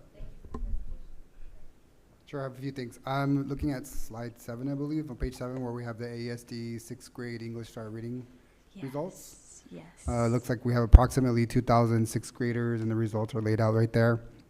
I'm wondering, I don't know if anybody can answer this question now, but of the 31% of the students that are at risk, do we know how many of those students are considered homeless or considered with disabilities? Because I'm wondering if that's one of the factors contributing to that number, right? And thinking about, it might be that our at-risk students are at-risk students, right? And so not to place blame on teachers for not doing a great job, right? It's just these are their extreme situations where the child's not at school for whatever reason, or their disability doesn't allow for them to be at grade level because that's just the way it works out, right? Absolutely, and our chronic absenteeism, as we look at all those variables, there's no single narrative here, and I appreciate the question, absolutely. Yeah, so I would be interested in knowing that. Doesn't have to be now, but I'm More interested data. how many of those 621 kids are in those subgroups, the homeless and with disabilities, just to kind of help me kind of paint a better picture for myself of where we're at with that. The other thing is I'm wondering when you're looking at research about how to best support students in reading, are we looking at research that's also looking at students, or it doesn't even exist, that are students that learn in a bilingual setting, or a lot of our families come in a setting where English is not necessarily their primary language at home, and so some strategies cognitively and culturally might not work with our population if we're looking at research that's looking at a homogeneous or a monolingual student from, I don't know, Nebraska or something, right? Like, so it might not be relevant to our student population. And so I would ask us if I don't even know if the research exists. Maybe we might have to be doing that research ourselves internally. But what are the best strategies for students who have a emergent bilingual brain, right? Because it's different. And being a student like that or a person like that, I would understand that me learning how to read would have been different than my monolingual counterpart, right? So I think that I'm not sure what research you're looking into, but just to think about that, that's something that I thought would be very important to look into. Also thinking about the considerations, you talked a lot about what are we doing in the classroom. Yes, 100%, right? Our teachers are on the ground, like doing the work, and I know it's really hard work, and it's I thank them for that. But also let's consider what are we doing with our parents, right? A parent who doesn't understand reading acquisition as a thing, right? I'm thinking my mom. She had no idea what reading acquisition was. She didn't have any idea how literacy played a role in my upbringing, how much learning to read or learning things by age 5 would have affected me as a person, right? So in us being the organization that knows that and understands that, how do we help our parents understand that? Parents that would never know how to understand that, right? So I think there's some work to be done in that realm with regards to uplifting our students and raising the literacy rates. I think the parents have a big role to play that they don't realize they have the power to play in, right? So helping our parents coach themselves up to understanding literacy, I think is important, because then also it's just like, okay, yeah, I need to get books. Yeah, I need to bring them into the home. Yeah, this is why. And so getting books to their homes for free, like things like that I don't think have processed fully, that we can keep looking into as well. I think that would be important from my point of view. And I had another thought, but I forgot, and if I can come back to it once everybody else talks. Yeah, thank you. And I thank you for the questions. I wanted to just address one of them in terms of, because I'm right there with you, in terms of who are we serving, and to ensure that how do we match whatever's coming out, whether it be this training that we're talking about, which is letters and the research and the settled science on how reading occurs, but how does that fit who we're serving, the students here, the residents, the products ourselves of Anaheim Elementary Schools to ensure it's meeting that need. And I thank you for that question, and I want to ensure you that as we've looked at letters or this, that research, we've made sure that what that research is, or what that training is speaking to, is attending to the vocabulary needs that we know are essential for our emergent bilingual students, or our students who are coming with an L1, a different L1 than English, and how it's attending, and whether it's teaching reading in that same format, and how it's going to ensure that it supports that. Katie, did you want to add anything to that? I want to make sure it supports, because that's a big question when we think of who we're serving in Anaheim Elementary. We're lucky to have a group of curriculum specialists in our office as well that represent different languages, and we're regularly meeting to talk about how we serve the needs of those specific kids in our classroom. And we make sure, and Maria was a good point about vocabulary, making sure that we don't, I mentioned we're getting a new phonics program. That does not become what we teach. We teach all those pieces of the rope to make sure that we're meeting the well-rounded needs of our kids, because we don't want to get locked into just that one piece that may leave out some of the comprehension pieces that we know that kids who have that bilingual brain utilize. So we're making sure we don't leave out those pieces. Good question. I remember the thought I had. See, I was giving you think time because I knew I was going to come back. I got it back. So I'm wondering if we could start thinking about what is the outlier of the students who aren't getting there, right? They're not getting there. It's not because the teachers aren't doing their job. I know 100% that's not it, right? Agreed. So I'm thinking about my own readers in my own home, right? I have this child who's in 3rd grade right now. He never received formal literacy or reading training in English until this school year. But somehow he's reading at a 5th grade level in English, right? So all his literacy skills were taught to him in Spanish. Yes. So I'm thinking, okay, I have a child who's there. My neighbor has a child who might not be there. Why? So I beg us to kind of figure that breakdown, right? Because that family is no different than mine, in my point of view, right? And the teachers are teaching them the same thing. The practice is the same. The expectation is the same. Where is the social breakdown? And that's what's racking my brain right now. I can't figure that out, but I beg us to dive into trying to figure that out. Because if we can figure that out, then I think that'll take us to a place where we can then, okay, this is why this subgroup of students aren't able to read at grade level. Let's address it. Right, and I think we could find the answer. I think we just have to think about it, right? Absolutely. Identify who those kids are, what's the commonality between them, and let's get them there. So that's where my brain was going when I was listening to you, because I haven't formally taught my child how to read in English. That's not something I did as a parent, right? And I know my mom wouldn't have been able to do that for me. So I'm thinking about my neighbors, right? They can't formally teach their kids how to read. They don't know. They don't have that skill set, and I don't expect them to know that. But why can't their child read, or why is their child at risk if they're coming to school, if they're getting the same instruction, right? So I'm trying to figure out what is the thing, right? So that's me thinking out loud. Yeah. Awesome. Trustee Lopez. Just a couple questions. Thank you very much, Ms. Villegas, and thank you, Mr. Alvarez, for posing those questions. And some of those questions don't really have easy answers. I don't know if it's something, you mentioned 0 to 5 age. They're not parents and they're not students in our district quite yet, for the most part. We might have some of them coming in. Well, we have the pre-K. We do have, I would say they are considered part of our students, and they start at 2 years, 9 months in our preschool program. It is a part-time preschool program for 3 hours, but we have about 954 students in the preschool program right now. So I'm not sure if. So we have some. Yes. And certainly even after age 5, there's still development. Oh, absolutely, yes. Again, that's not an answer we're going to probably get tonight, but those are good things to consider. Yes.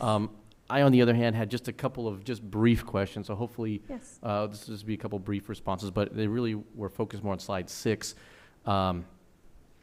Mentioned April 2024, we had the district goal for this. Our LCAP goal, yes. Right, for yes. LCAP. Could you just explain why 2022 was selected as the baseline? How we came about? Do you want to answer that one, Dr. Reyes? Yeah. Or this is actually in the district goals, and the district goals were developed, in 2022, and were a 4-year outreach, and we are now aligning the LCAP to the district goals. So that document was approved by the board in 2022. So that was the start. Okay, thank you. And the next question I had was regarding just literacy in the target language. For those languages other than English, those are determined also through state assessments. Yes, our local assessment, yes. Our star reading assessment, yes. Okay, and eventually we'll be doing that also in Mandarin. Yes. Eventually. Eventually. When we get to it, right? It's a new program. We just introduced it this school year, so it's not going to, there's a little bit of a lag time on it. Okay. Because I was also thinking in terms of LPAC, because we were talking about if you're learning that target language, and then how much are you acquiring English? So just to see what that comparison would look like would be very interesting as well, just to see how well they're doing in our local assessment for Spanish or Korean versus also LPAC proficiency. Right, absolutely. So that I would love for you guys to come to a meeting, because this is all the thinking that we like to do as we're trying to look at this data. And just to clarify, that star reading starts in 2nd grade. So until for this marker, this data point that I'm showing you, it's across for star reading. This star assessment starts usually with their 2nd graders, or once they're able to read a certain level of words, then they take this assessment. So it just depends. Okay, and that was just a clarification, which I think you just answered for me, was that it was 2nd grade we're measuring. On slide 11, it mentioned the alignment from preschool to 3rd grade, so I'm assuming that's just the beginning of 3rd grade. That's when they're entering 3rd grade. So by the end of 2nd grade, beginning of 3rd grade, that's what that alignment is. Yes. Right, yes. to measure that. Okay. Yes. All right. Thank you. Thank you. All right. Thank you very much. Thank you. Moving on, now we have the Extended Learning Opportunities Program presented by Dr. Yadira Moreno, the Director of School, Family, and Community Engagement. Welcome, Dr. Moreno. Good evening. Louder than anticipated. Good evening, board and cabinet. I'm excited to be here to give you the update of ELOP, or the Anaheim Elementary Succeeds program. Before we begin, I do want to say thank you, not only to all of you for all the support, but also to our team. I have our ELOP team here, our ELOP administrators, Efrain and Ceci, and our curriculum specialist, Claudia Chambers. So they're here. And in joining us today, we also have special guests. We have Zoraida Lopez Marquez, who is our program evaluator from Marcus Management, that will join us later on if need be, and Clarabelle, who is with Advantage Communications, to show off and share some very special news of a family that we have present today. So I'm going to go ahead and move forward. And I want to welcome the superstar, but also the special stars, which are our Grace's parents. So Mom and Dad, thank you so much for all the support with the ELOP. Because Grace wouldn't be able to participate in before and after school programming without your support. And her Advantage teacher, which is our teacher, Miss Reese, so she's back there also. And Grace Olivera is a 5th grader at Stoddard Elementary School, and she is going to join us to share her Spanish interpretation. So Grace, do you want to come up here? She's going to kick off the show. And she's been so patiently waiting. So this is Grace's 2nd year in speech and debate after school. She attends the class with Miss Reese once a week. And then once a week with her speech coach, and every other week with Miss Reese, which is her teacher that supports ELOP after school. So Grace? Do you want the microphone?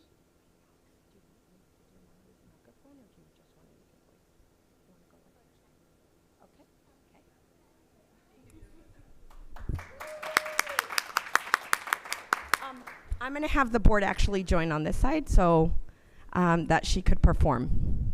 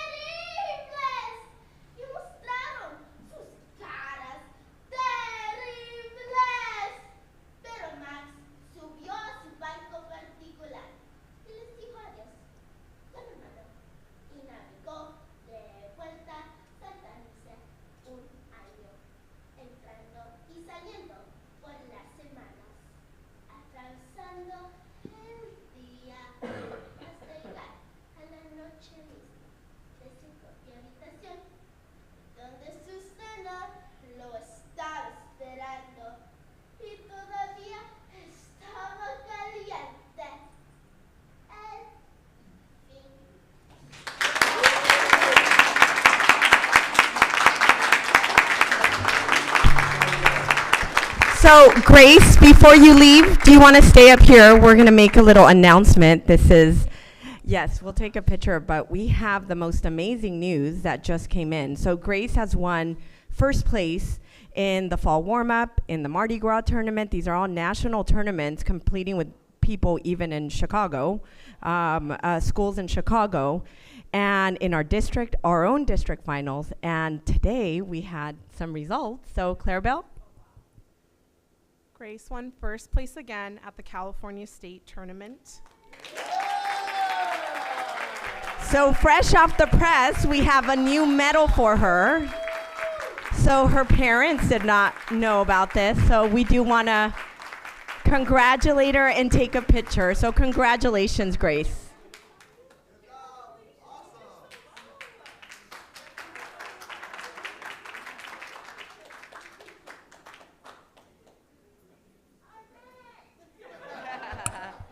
She did. She really did. Congratulations, Grace. So if we could join cabinet, can we take a picture with Grace, please?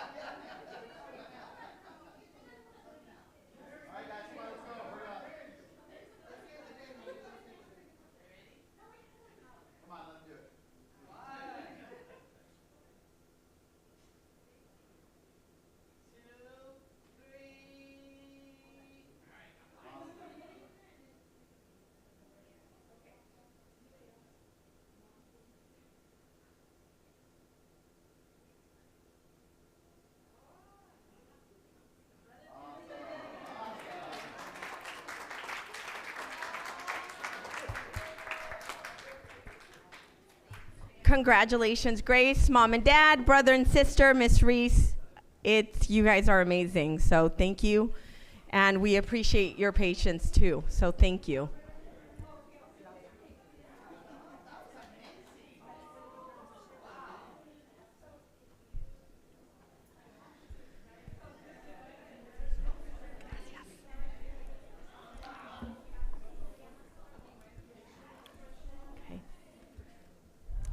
So we wanted to kick off the presentation with showcasing one of our enrichment programs that we don't really see often. We kind of see a lot of baile, a lot of mariachi, a lot of soccer, but not necessarily if you don't attend a speech and debate tournament, you don't necessarily see our amazing performances, especially after we talk about literacy and a bilingual brain. So it was a perfect transition as if we planned it. I'm going to continue and just kind of share where we are now. We continue with that 75% marker for students attending after-school programming. So we have about 14,200 students in AESD, and we have 10,670 students attending. That is 3 out of 4 students are staying with us after school for programming and academic supports. How we program everything is in our, what I'm going to say, our pillars we created. We want to make sure that everything fits under what we deem is the most important thing for academic success: student voice and leadership, social and emotional learning, our academic support, and our esteem branding.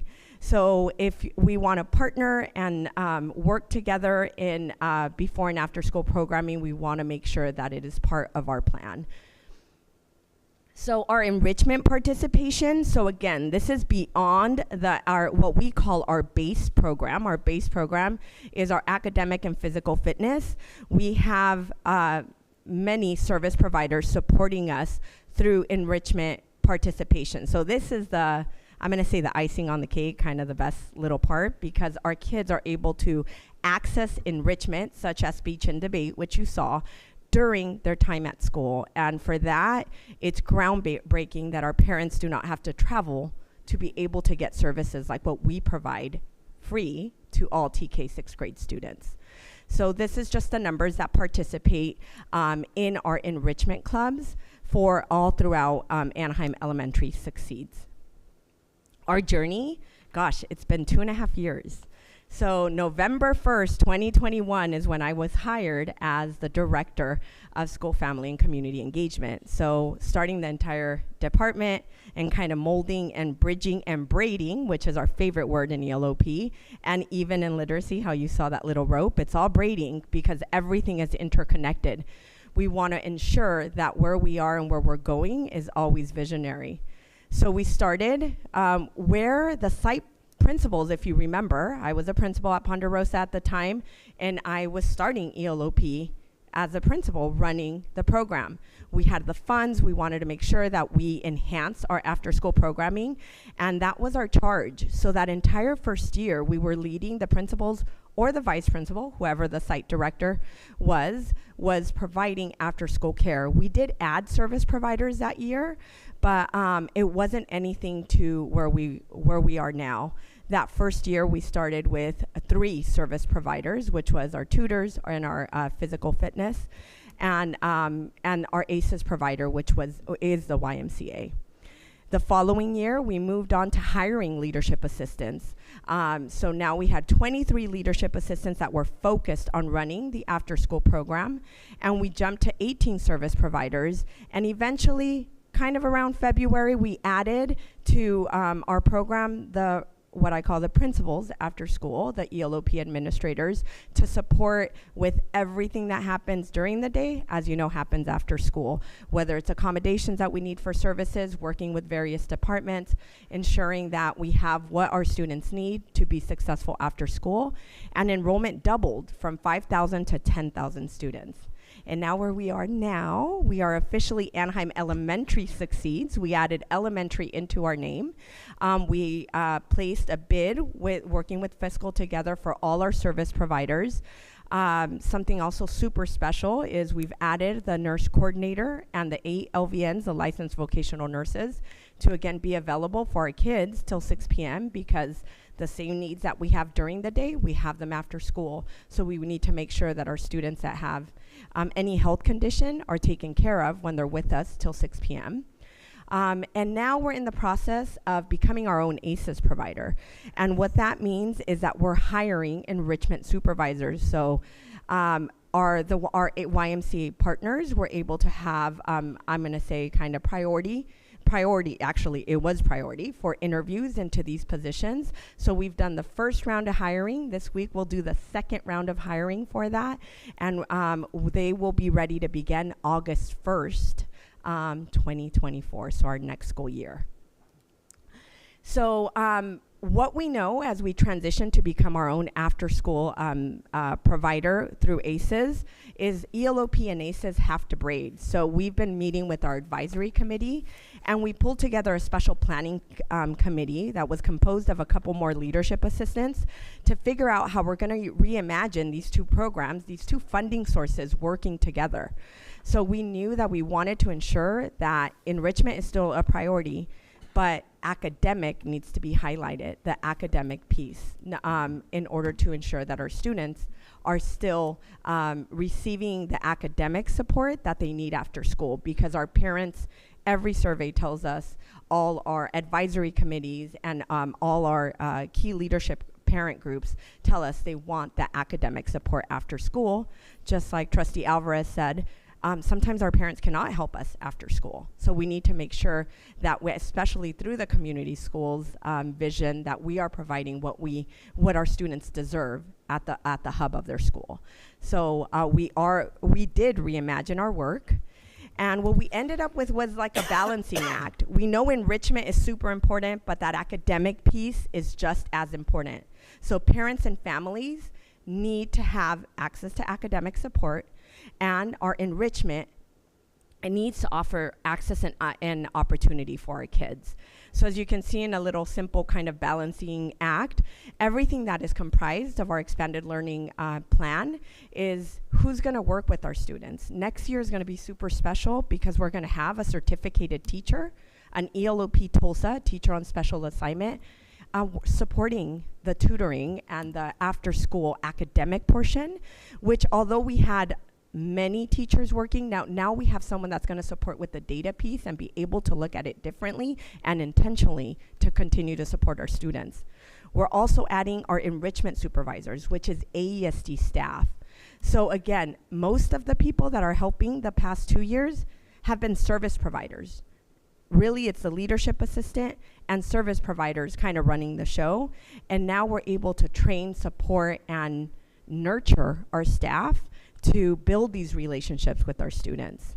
The enrichment piece will continue with the service providers as they come in, but the AESD staff still has a significant part in that. We do have, just like Ms. Reese today, she's teaching the speech class every other week with the speech coach. So the quality standards still guide our work. Just like during the day, we have our standards. After school, we have our standards. These have not changed. So I've presented to you the ELOP plan before, and it's all centered on safe and supportive environments. So we want to make sure that the during the day success is mirrored in after school, such as our PBIS incentives. Active and engaged learning is still there. And again, all our programming is based on our 4 pillars. Skill building, we want to make sure that if our students are with us after school, how are they building their confidence? What new tools are they learning? How are they growing with the time that they spend with us? Voice and leadership, super important because we want to continue, as you saw today, the students bringing you chocolate milk. It's super awesome to see our kids thrive in their environment, learn skills after school, and be able to apply it to real life. Healthy choice and behaviors. This is all based on ensuring that the kids are safe after school, that their social and emotional needs are met through the community schools grant, which is also kind of braided into all these pillars. Is we make sure that the clinician is there and they're working together and just really able to support the families to a different degree, including the nurses and our LVNs. Diversity, access, and equity is in everything that we do in AESD, but something that we pride ourselves on is ensuring that our assemblies are culturally relevant, providing a little extra emphasis on that. Claudia Chambers designs her curriculum based on a couple very intentional books that the enrichment supervisors or who's teaching our groups are all based on equity and diversity. And quality staff, this is going to be transformational as we're hiring and interviewing as we speak. Tomorrow, we have interviews again for building our own. And part of the ACES grant is that they do just kind of like when we hire AESD employees, making sure they're passing a basic skills test. And we need to have that available at all times, that they pass this test in order to be with our students after school.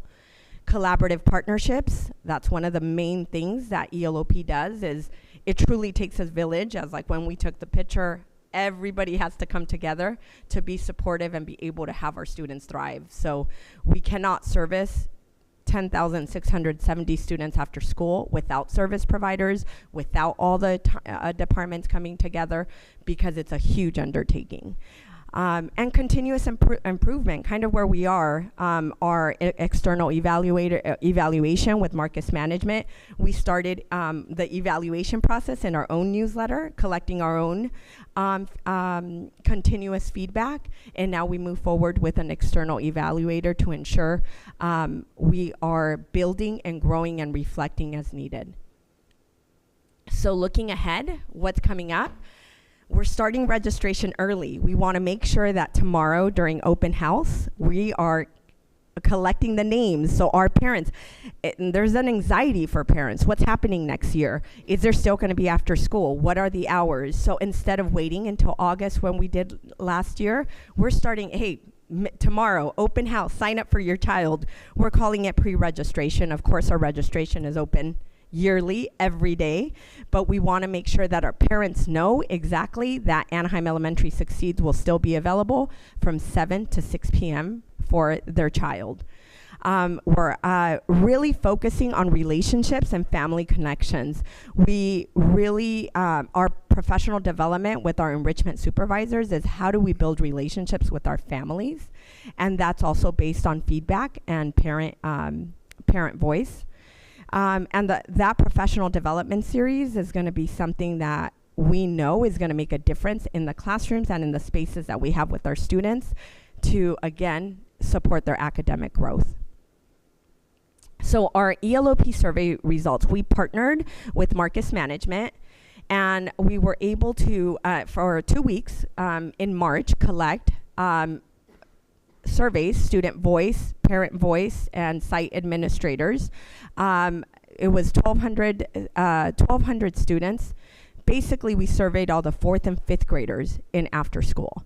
So our leadership assistants were able to survey them so that they can, so that we would have survey results for students.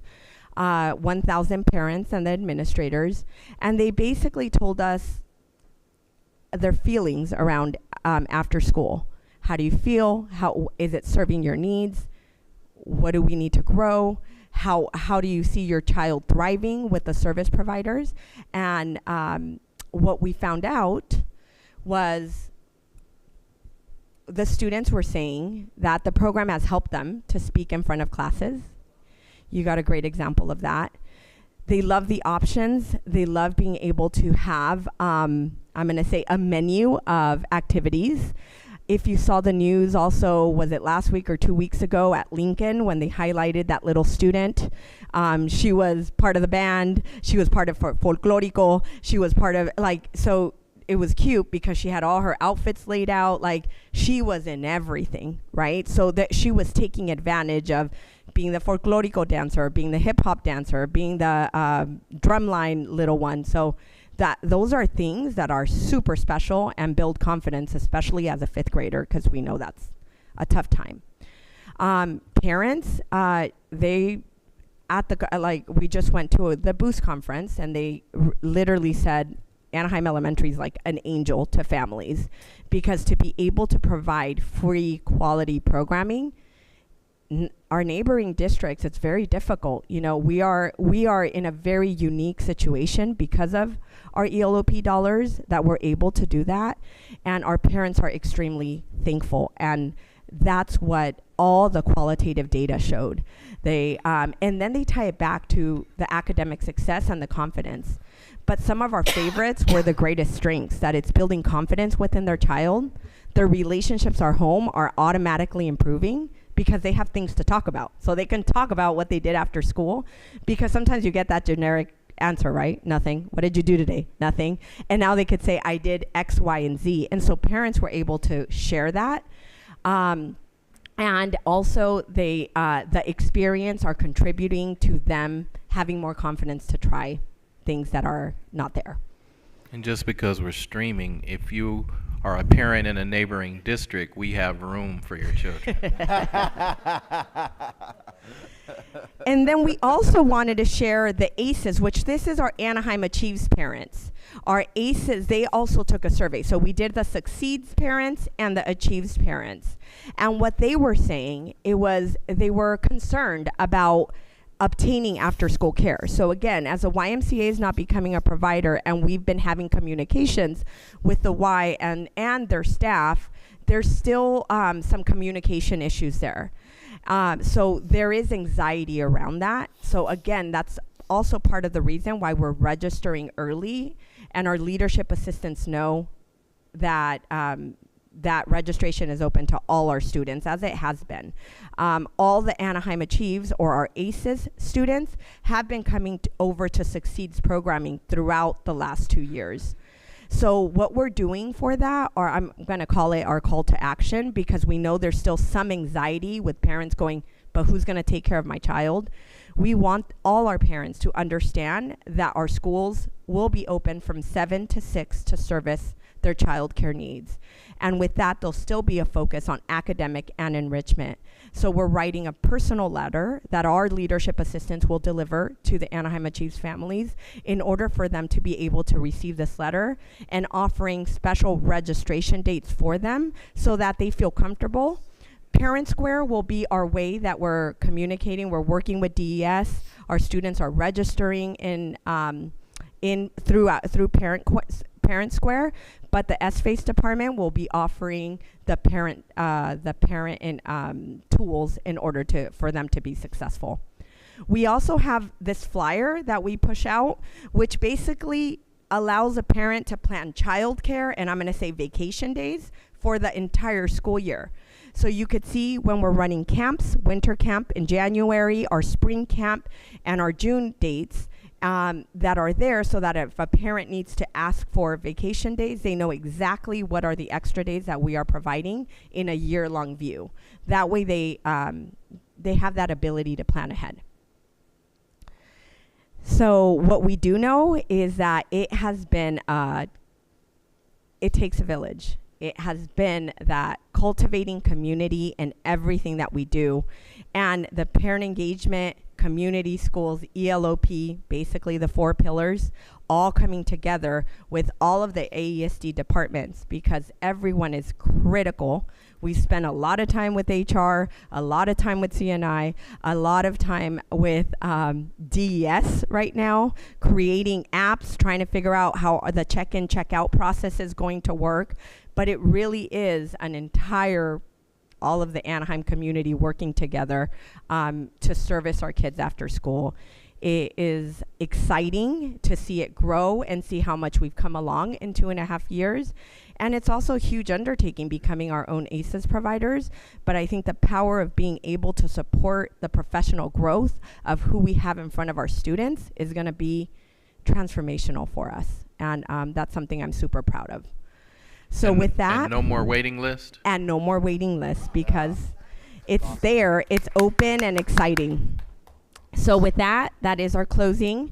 If you have any specific questions about the survey, Zoraida Lopez Marquez is here to help support, or anything about ELOP, we're open.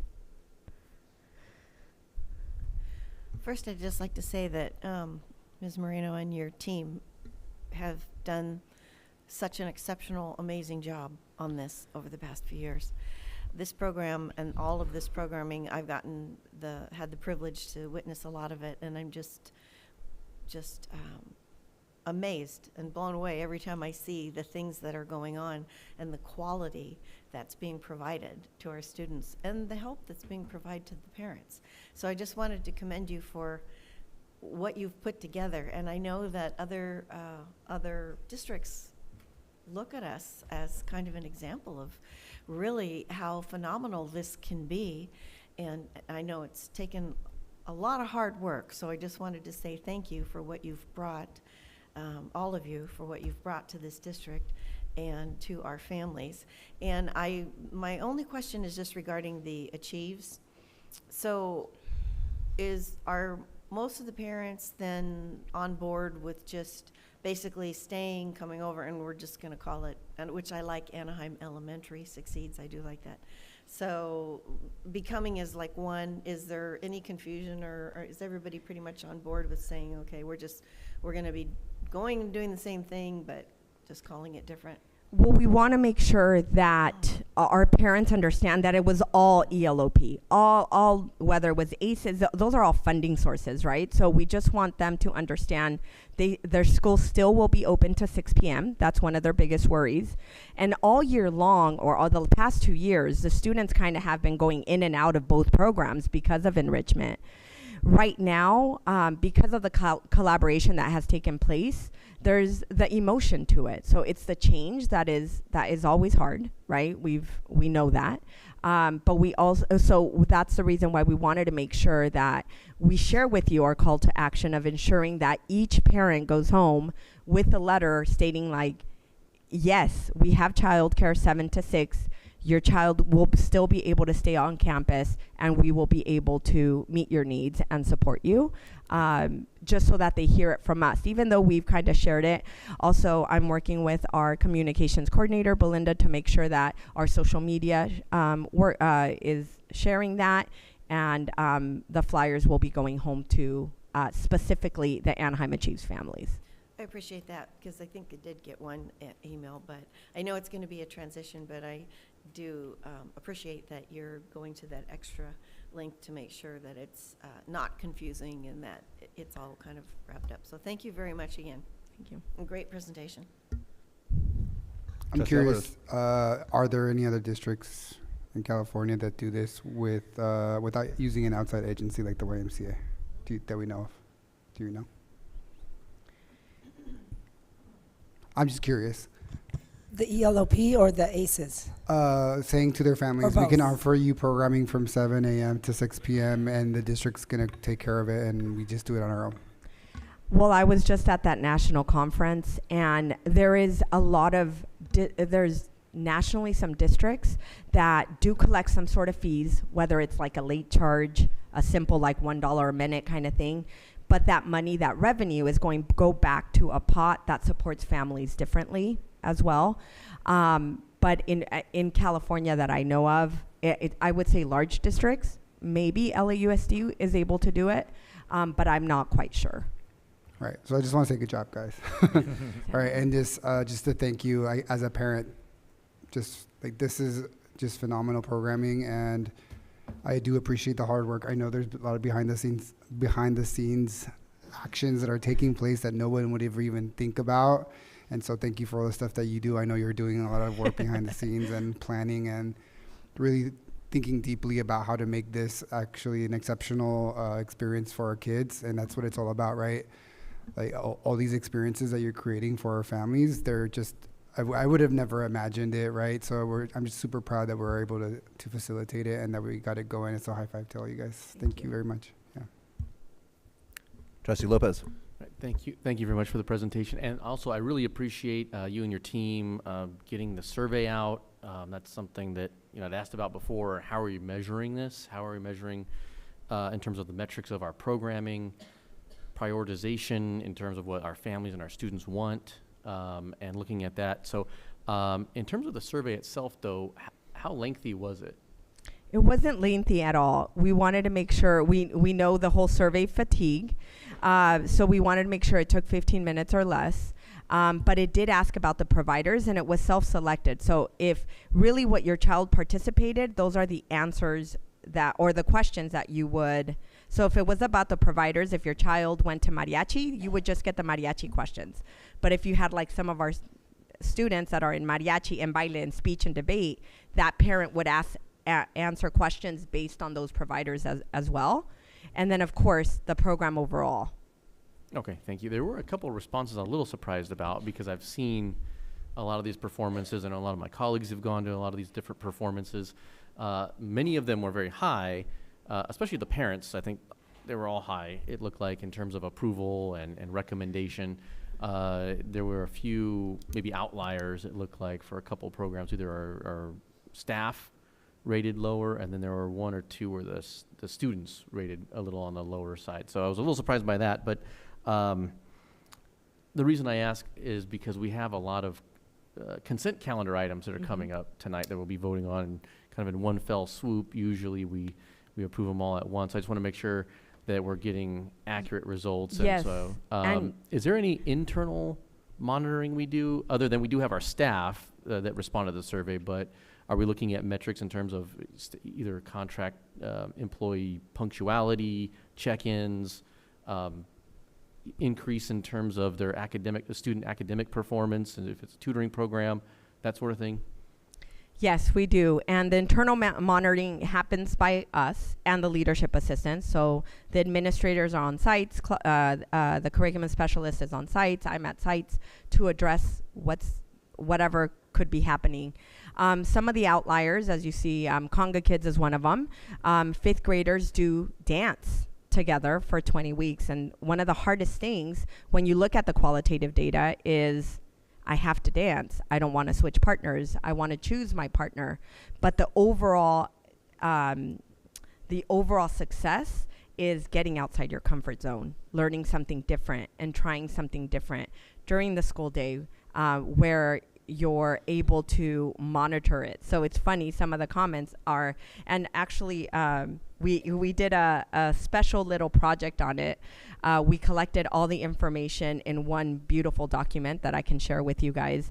But really what it is I'm being asked to be uncomfortable, which is dancing in front of an audience, but I'm okay with it at the end. But will you consider maybe I can choose my partner? Very typical responses and age appropriate responses when you think of fifth graders, right? I mean, everybody has a difficult time dancing unless you're a dancer, right? So I think that's what we were able to value from looking at the data. The other things, the punctuality and attendance, that's a problem even during the day, right? It's been really hard to, it's been, I'm going to say 10 million times better than last year, first year out of COVID. But it's getting better, and staff is coming to work a lot more often. And what's hard is when you look at all that is we have to maintain ratios just like during the day. We have to be 20-1 or 10-1 in TKK. And so the anxiety that it brings when you don't have a provider coming in is just like in the morning as when you're a principal and you have a list of 10 teachers out, you have to strategize. And that's what our leadership assistant has to do at 12, right? Or 12:30. It's like, oh, who's not coming in if they called, and figure out how we're going to support our students, which it means rovers, which means our subs that we have. They have a sub pool. So there's all these little components, the behind the scenes that Trustee Alvarez mentions, that still has to happen to make the after school program work. So that's the 50-50. The best thing I think about our survey was the qualitative data, because we know that it really is the performance of an individual is also based on that moment in time and what they're learning.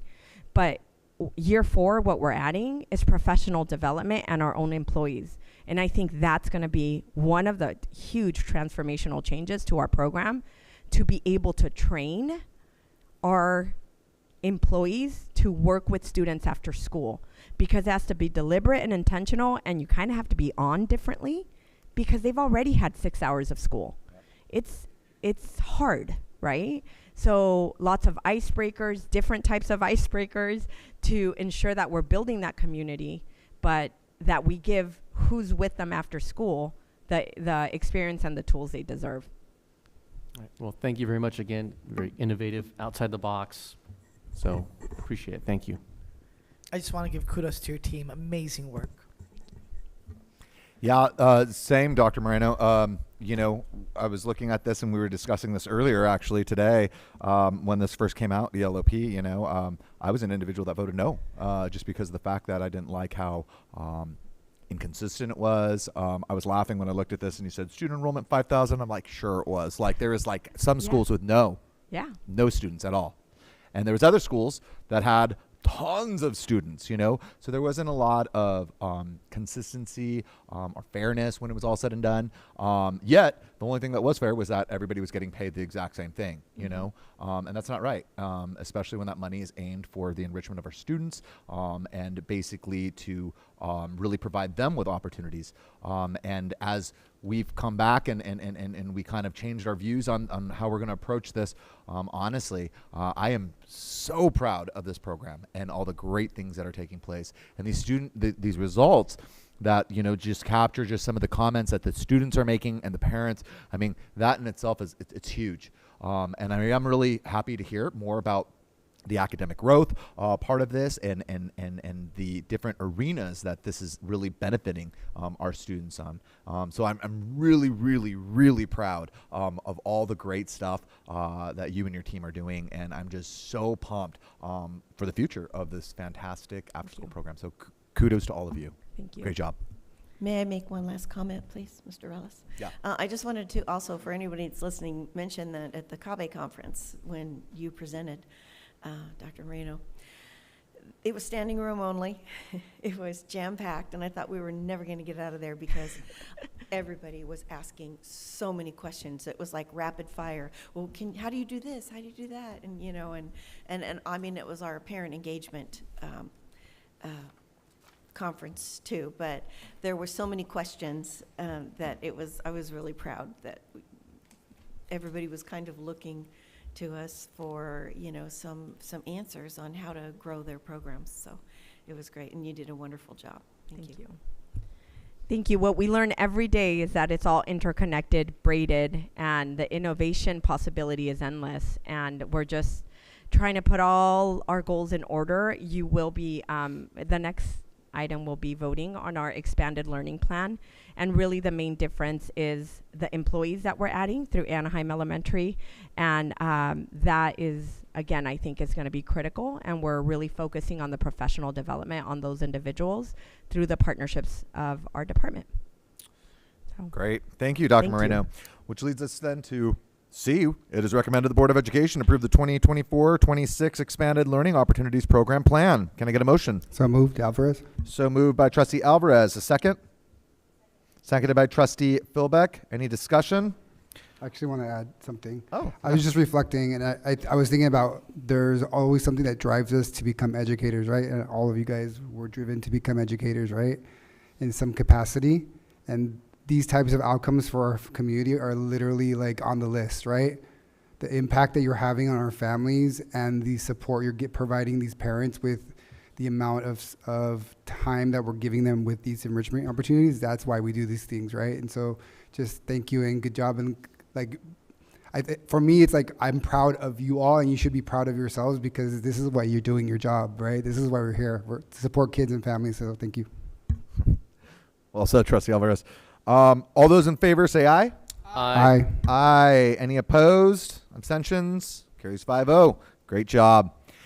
All right, moving on. It is recommended the Board of Education declare a public hearing for the purpose of hearing comments regarding the 2024-25 initial contract proposal presented by the Anaheim Elementary Education Association, AEEA, to the Anaheim Elementary School District, AESD, with respect to negotiations for the 2024-2025 school year.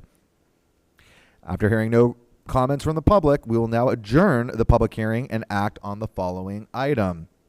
It is recommended the Board of Education officially receive AEEA's 2024-25 initial contract proposal. Can I get a motion? So moved. So moved by Trustee Philbeck, seconded by Trustee McAuliffe.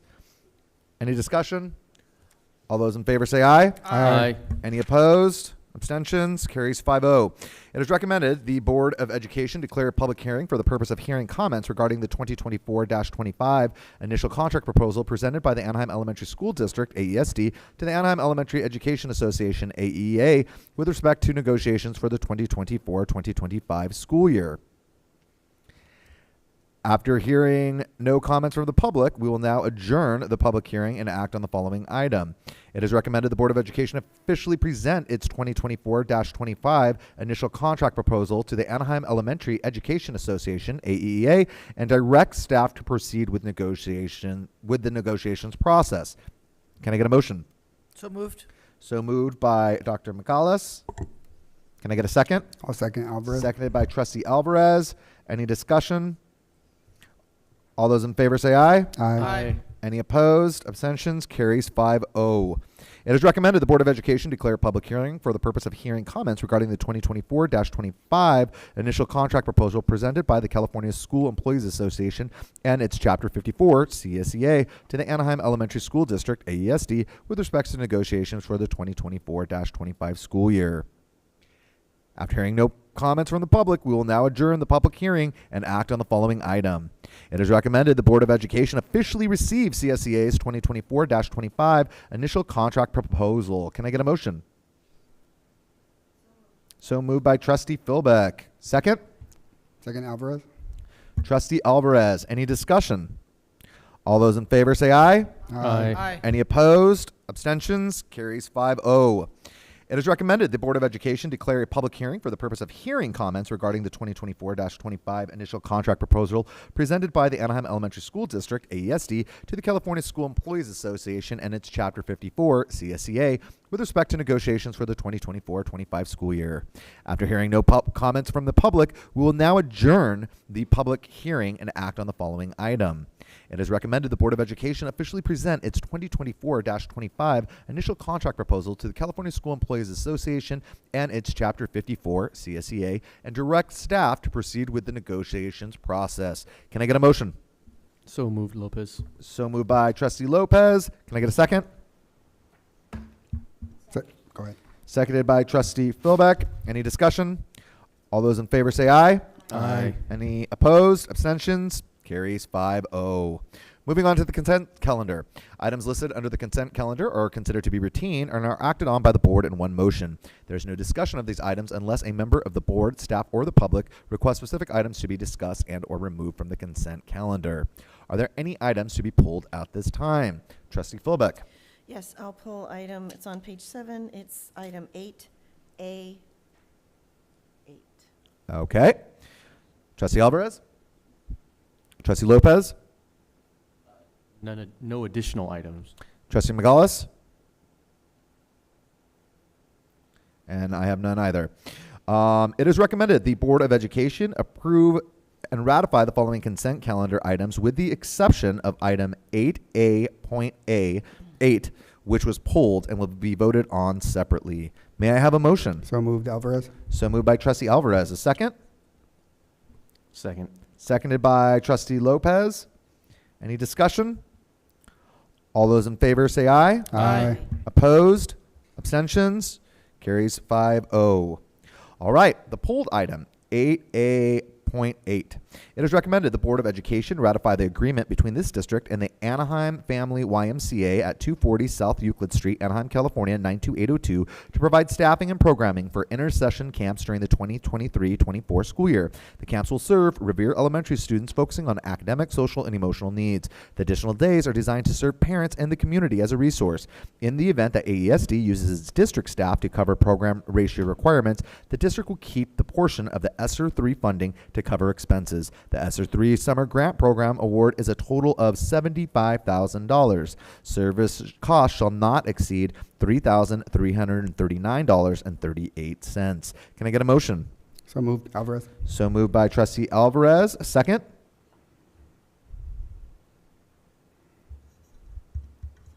I will second. Discussion? As a board member serving for the Anaheim Family YMCA, I will need to abstain from voting on this item.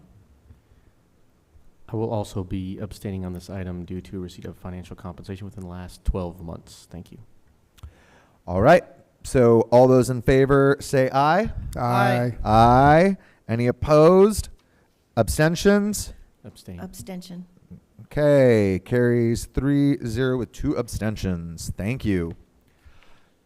All right, moving on to action calendar. Superintendent's Office. It is recommended the Board of Education adopt resolution number 2023-24/57, calling for a biennial trustee election on Tuesday, November 5th, 2024, for 2 board members whose term expire December 6, 2024, and order a consolidated election in accordance with Education Code Section 5340. Can I get a motion? So moved. So moved by Trustee McGallis. Can I get a second? Second, Alvarez. Trustee Alvarez. Any discussion? Yeah, can you elaborate on this item? We are on the superintendent's office, and he's asking for an elaboration, please, on one. A1. This is required by the county that we have to pass a resolution supporting the election of 2 of our board members. All right. Any other questions? All those in favor say aye. Aye. Aye. Aye. Any opposed? Abstentions? Carries 5-0. Educational Services, none. SELPA, none. Human Resources. It is recommended that Board of Education approve the Anaheim Elementary School District's initial contract proposal to the Anaheim Elementary Education Association, AEEA, with respect to contract negotiations for the 2024-25 school year. Can I get a motion?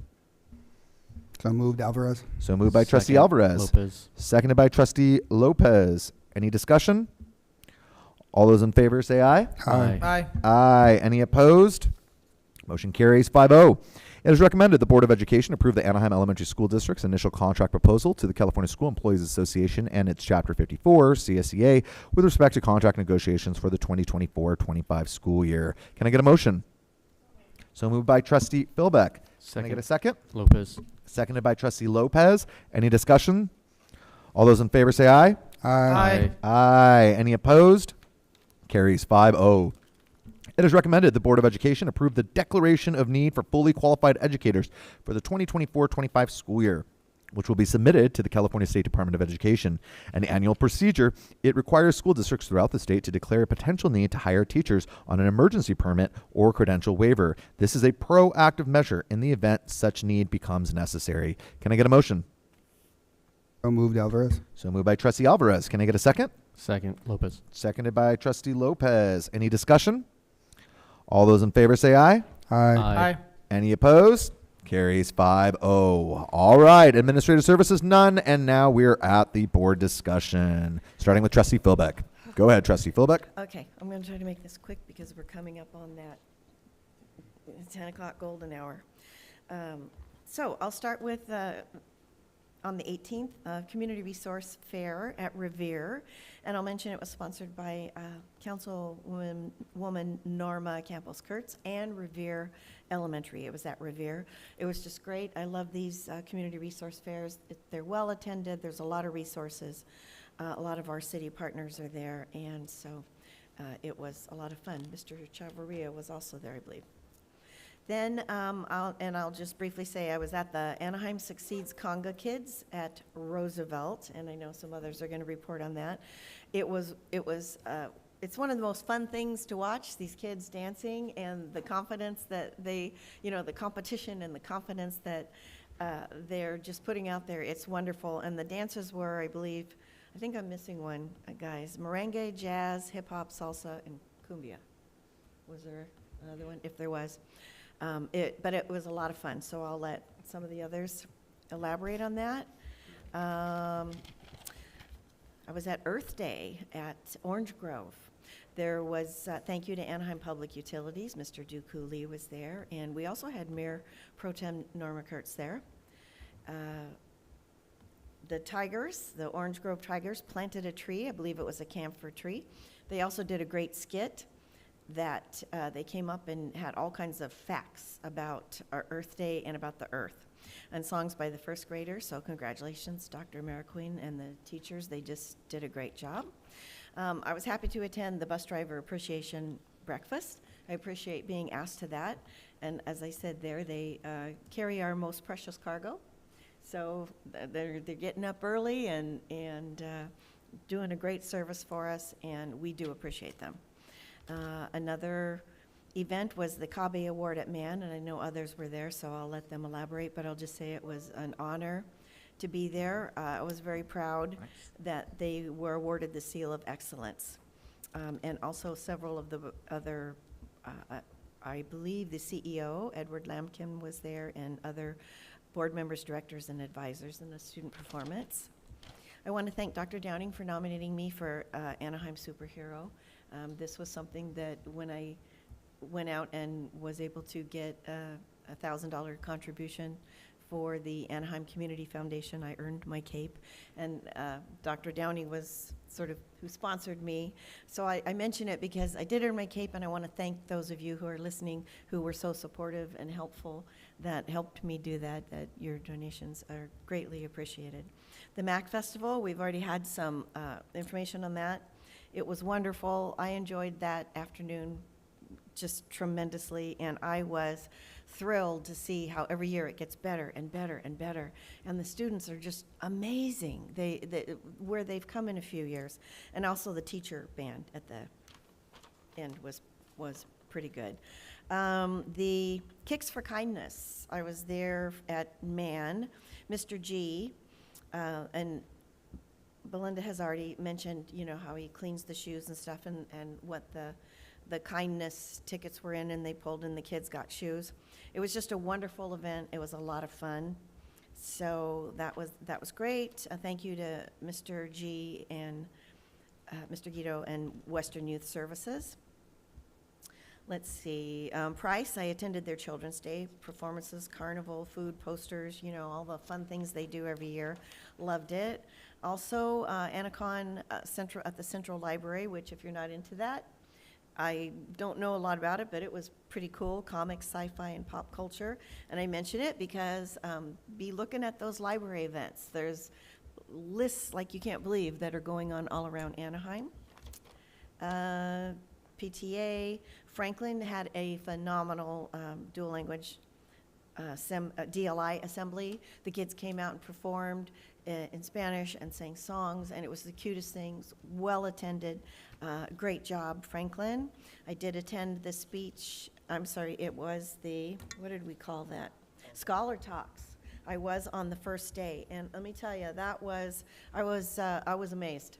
The speech topics were really, this one particular, let me see this one, undiagnosed neurodiversity. Okay, travel, that one was pretty good. They were all excellent. I wish I could read them all, but in the interest of time, I won't. And I'll mention yesterday, Dr. Downing and I attended the volunteer recognition. I believe we have 1,009 volunteers, Dr. Downing. They received bags, and we took lots of pictures and had lots of fun. And today, the PLI, Parent Leadership Institute, end of the year celebration, which was a fantastic breakfast, certificates from several of our local elected officials, pins from the district. Again, lots of pictures. Dr. Downing, I think maybe, would you say in the past 2 days, we've probably been in 100 pictures? Easy? At least. At least, okay. And it's fun. A good time was had by all. I'd just like to acknowledge Principals Week, which was before. Thank you for all you do. Teacher Appreciation Day and Week. Again, thank you for all you do. We couldn't do it without you. And I think also School Crossing Guard Appreciation Day, National School Nurse Day, and coming up, Campus Supervisor and School Safety Assistance Appreciation Day, and Classified School Employee Week is coming up. So these are our partners. We love you all, and you make us what we are, and we couldn't do it without you. And that will conclude my report. Thank you for listening. Great. Trustee Alvarez. Thank you, Board President. Okay, so I went to the Music, Art, and Creativity Festival as well. Actually, I'm just kind of happy that like Anaheim Elementary is bringing the noise, I guess you could say. I parked in a neighborhood in my usual spot because I know a place where there's always parking and it's really close by. So anyway, the first thing I heard, I opened my door and I could hear the drum line from almost a block away. So it was just like so just drawn back, like, yeah, the drum line, right? So if I could hear it, that means a radius of about a quarter mile of the residents of Anaheim were also listening in. Something was happening there, and it was our kids being creative and being praised for going out there and actually taking risks, like kind of Yadira was alluding to earlier, right? The performances were great and fun, and it's always a great time to just be there and enjoy the crowd and seeing the proud faces of parents looking upon their children and recording them, and just knowing that we have these opportunities for our children to engage in arts and performance and music is just phenomenal. So I'm really happy about that. I'm proud of our work on that. Thank you to all the staff and the teachers who put this together as well.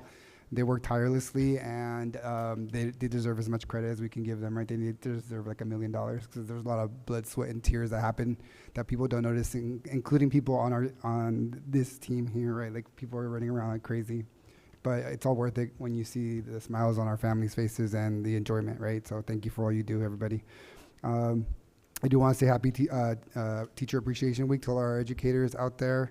I know it's a tough job. I work in a school, so I know that recently there's an uptick in some behaviors with students, and it's really tough, right? So if it's happening with my students, it's happening with yours, so thank you. You don't get enough credit. Again, you also deserve $10 million, but we can't do that. Sorry. But and also, I just want to say Happy Mother's Day. I know this weekend's Mother's Day. All the moms out there that I know you tirelessly work to raise your families and to raise the families of others, right? and just to be there for your kids, and in some cases be the person that runs the home and does it without expecting anything back. So thank you to all the moms out there. Happy Mother's Day. That's all for my report. Thank you, Trustee Alvarez. Trustee Lopez. Thank you very much. Just a couple items to report this month, or for this board meeting. First being my attendance participation at our Steamapalooza that we held at Loera High School.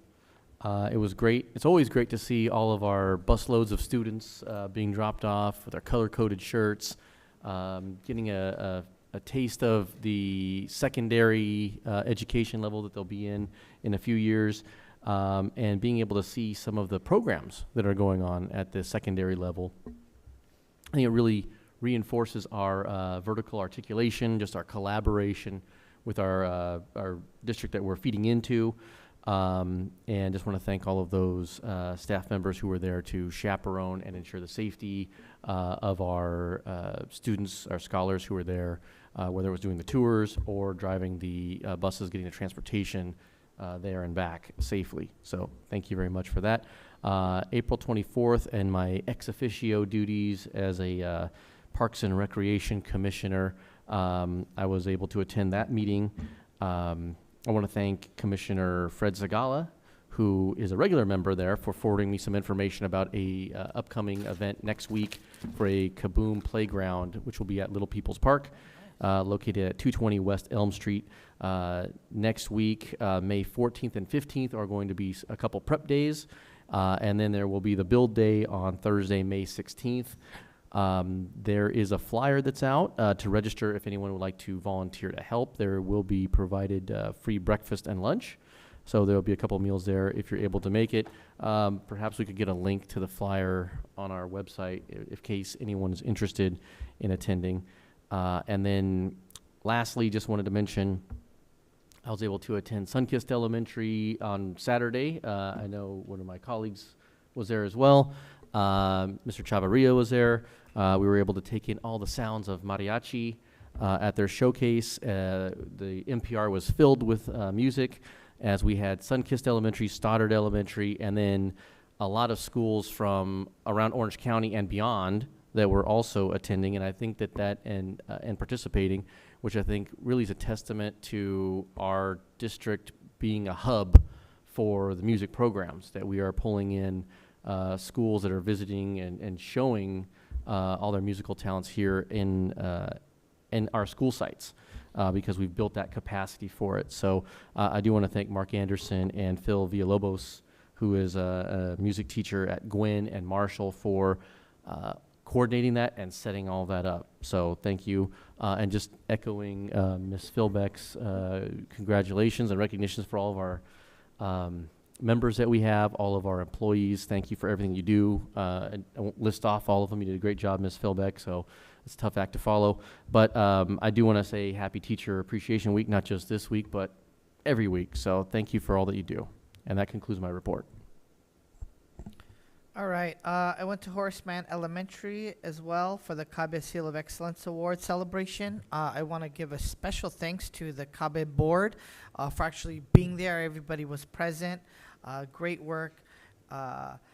And I also attended the second annual Dia del Niño event hosted by Anaheim Councilman Carlos Leon. It was an amazing event. It was at Barton Park. A lot of amazing resources for the community in District 2. Sharon Quirk Silva's there as well. The Ducks were there, and then the mascot, what was the mascot's name? Wild Wing was there. The kids were getting to draw on chalk on the floor. It was just an amazing event. So thank you again, Councilman Leon. I also attended Steamapalooza at my alma mater, Loera High School. It was an awesome event. I want to give a huge thank you to Mrs. Monique Flores' students from Western High School. Their students are the ones that walked all of our students throughout all the different workshops. And can I pause and say how amazing it was to see the excitement of the students' eyes, to see all the technological innovations. Wow, that is truly an example of what the pledge is giving excitement for our students as they enter middle school and then high school. I mean, the eyes were just lit up, and they would not leave certain workshops. So kudos to Mrs. Flores and all the teachers and all the workshops, and just it's such an amazing event. I also attended. I also went back to Horace Mann Elementary. I did want to check out the UC Irvine iMobile for Children truck, bus. It was awesome. I met the optometrist, Dr. Walker, and the community educational specialist, Diana Flores. Amazing event. I saw a lot of the kids coming in there and their families. I learned that they get free glasses, free, what's the word? Sorry, I'm really blank right now. Screenings. It was just amazing. So thank you so much for providing that service to our community. I also want to congratulate Matt. Great job on your AXA Champion Award. We're very proud of you. And to all the amazing teachers, happy Teacher Appreciation Week. And that concludes my report. Thank you. Yeah, there you go. Happy Teacher Appreciation Week. Honestly, it is definitely different being an administrator during this time, because literally I think I've spent a couple $100 this week for potato bars, nacho bars, all sorts of food. But of course, then I get to eat in it as well. So it's not done in vain. But truly, it is one of these things, like I shared with all our teachers at the school I work at, how tough they have it right now. It's very challenging. Trustee Alvarez commented earlier, the uptake in behavior. Everybody's antsy for summer break. Including myself. Moving on. A lot of what my colleagues have all reported, on some of the events I was at. Congo Kids at Roosevelt, check. It was awesome. I brought my mom with me as my date, and she had the best time. She was talking all about it, like all the rest of the time, to my sisters who we saw later that week, and she was just bragging about all the great things and how beautiful the school is, and you should see it, and that's our bond money. I was like, dang, Mom, you should be a salesperson for our bond. Good job, Lupe. Okay. Steamapalooza, fantastic as always. Once again, it gets me super pumped. I'm really, really excited for the turnout that we had. It was nice to see all of our students there. Jesse Chavarria was there, which was awesome. It was good to discuss a couple things with him in regards to what can we do to like make this even bigger and better with our students as a whole, because our students, I'm going to be honest, they're the ones that, in a lot of ways, in my humble opinion, they make Steamapalooza, really. It's fantastic, and it's cool. It's so cool for all of them. Dr. McCullis, just so you know, we are providing Monique Flores and all of her Link crew with certificates that we will be giving and ready for their banquet, which is going to be this weekend. Oh, yep. Horace Mann Elementary School, went to Cabe there. It was so fun. We had a blast. It was great. I was thankful that I was able to escape for a little while. I was also able to go to the bus drivers appreciation, but clearly the bus drivers liked all those tacos way more than I anticipated, because by the time I got there, it was gone. Everything was gone. So I was like, thanks a lot. So then I threw a tantrum and left and didn't eat anything. No, just joking. I threw a tantrum and went to school, and then my principal saw that I was angry, so she bought me food. She knows how to get to my heart. KELSA event. The KELSA event itself, I went to a KELSA event, which was fantastic. And for those of you that don't know what it is, it's the California Association of Latino Superintendents and Administrators. And it was great. And one of the reasons why I bring it up is because of the fact that it is so awesome to network with our colleagues in neighboring districts, primarily those from Santana, Fullerton, and to just kind of brainstorm and hear what we're doing, what they're doing, and just, in a lot of ways, truthfully, brag about the amazing AESD. The Mariachi Showcase itself was this weekend, like Trustee Lopez said. It was cool. I was able to stay for a few of the different acts. And what I liked about it was, the kids had fun, but then the critiques and the advice and more or less what the maestros were able to provide them with was fantastic. I really, really definitely enjoyed that. And on that note, that concludes my report. Let's talk about some future agenda items. Trustee Philbick? Future agenda items? Trustee Alvarez? Trustee Lopez? Yes, I would like to agendize a feasibility study in terms of our food services, our kitchen. I know I think we're at the end of year 1 of a 5-year contract, so we do have that for the short term at least, but what that would look like in terms of what the contract is and how feasible it would be to get our own kitchen. So we have that local control over that. So Okay. That's great. Thank you. May I add something to that, Mr. President? Trustee Dr. McGallis, is this a future agenda item? Absolutely. Go ahead. Just to build on what Mark was talking about, possibly since we're talking about food items, why don't we have a discussion with regards to chocolate milk? I know that a lot of our kids and community members and family members, this is a concern that I go to different sites. So let's explore the possibility of chocolate milk. Thank you, Mr. President. There you go. Oh, did you really? All right. Okay.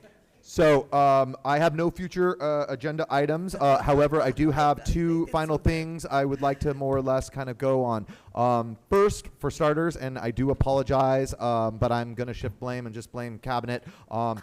It was Trustee Lopez's birthday. And we have no crumble.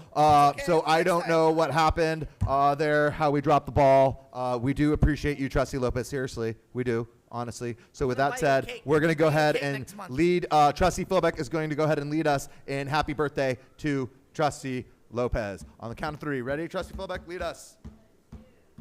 Happy birthday to you. Happy birthday to you. Happy birthday, dear Mark Lopez. Happy birthday to you. It is 10 o'clock. However, before we leave, I would like for us to please this week, the Anaheim Union High School District lost a very, very important and significant player in the world of education. And I'm speaking about the passing of Trustee Anna Piercy. Anna Piercy has served on the Board of Trustees for the Anaheim Union High School District since 2006. She was definitely a force to be reckoned with. She was amazing. And in a lot of ways, on a personal note, she's someone that really, in a lot of ways, inspired me to go for a run for school board because she is a former teacher in the Anaheim Union High School District. She is a former mayor, a former city council, but her heart was always involved in education, and she will deeply be missed. So if we can just take a moment of silence in her honor.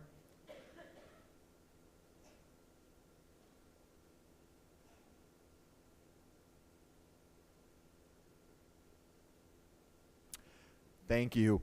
And I adjourn the meeting in the memory of Miss Anna Piercy at 10:01. That concludes our meeting. Our next scheduled meeting is June 12th, 2024.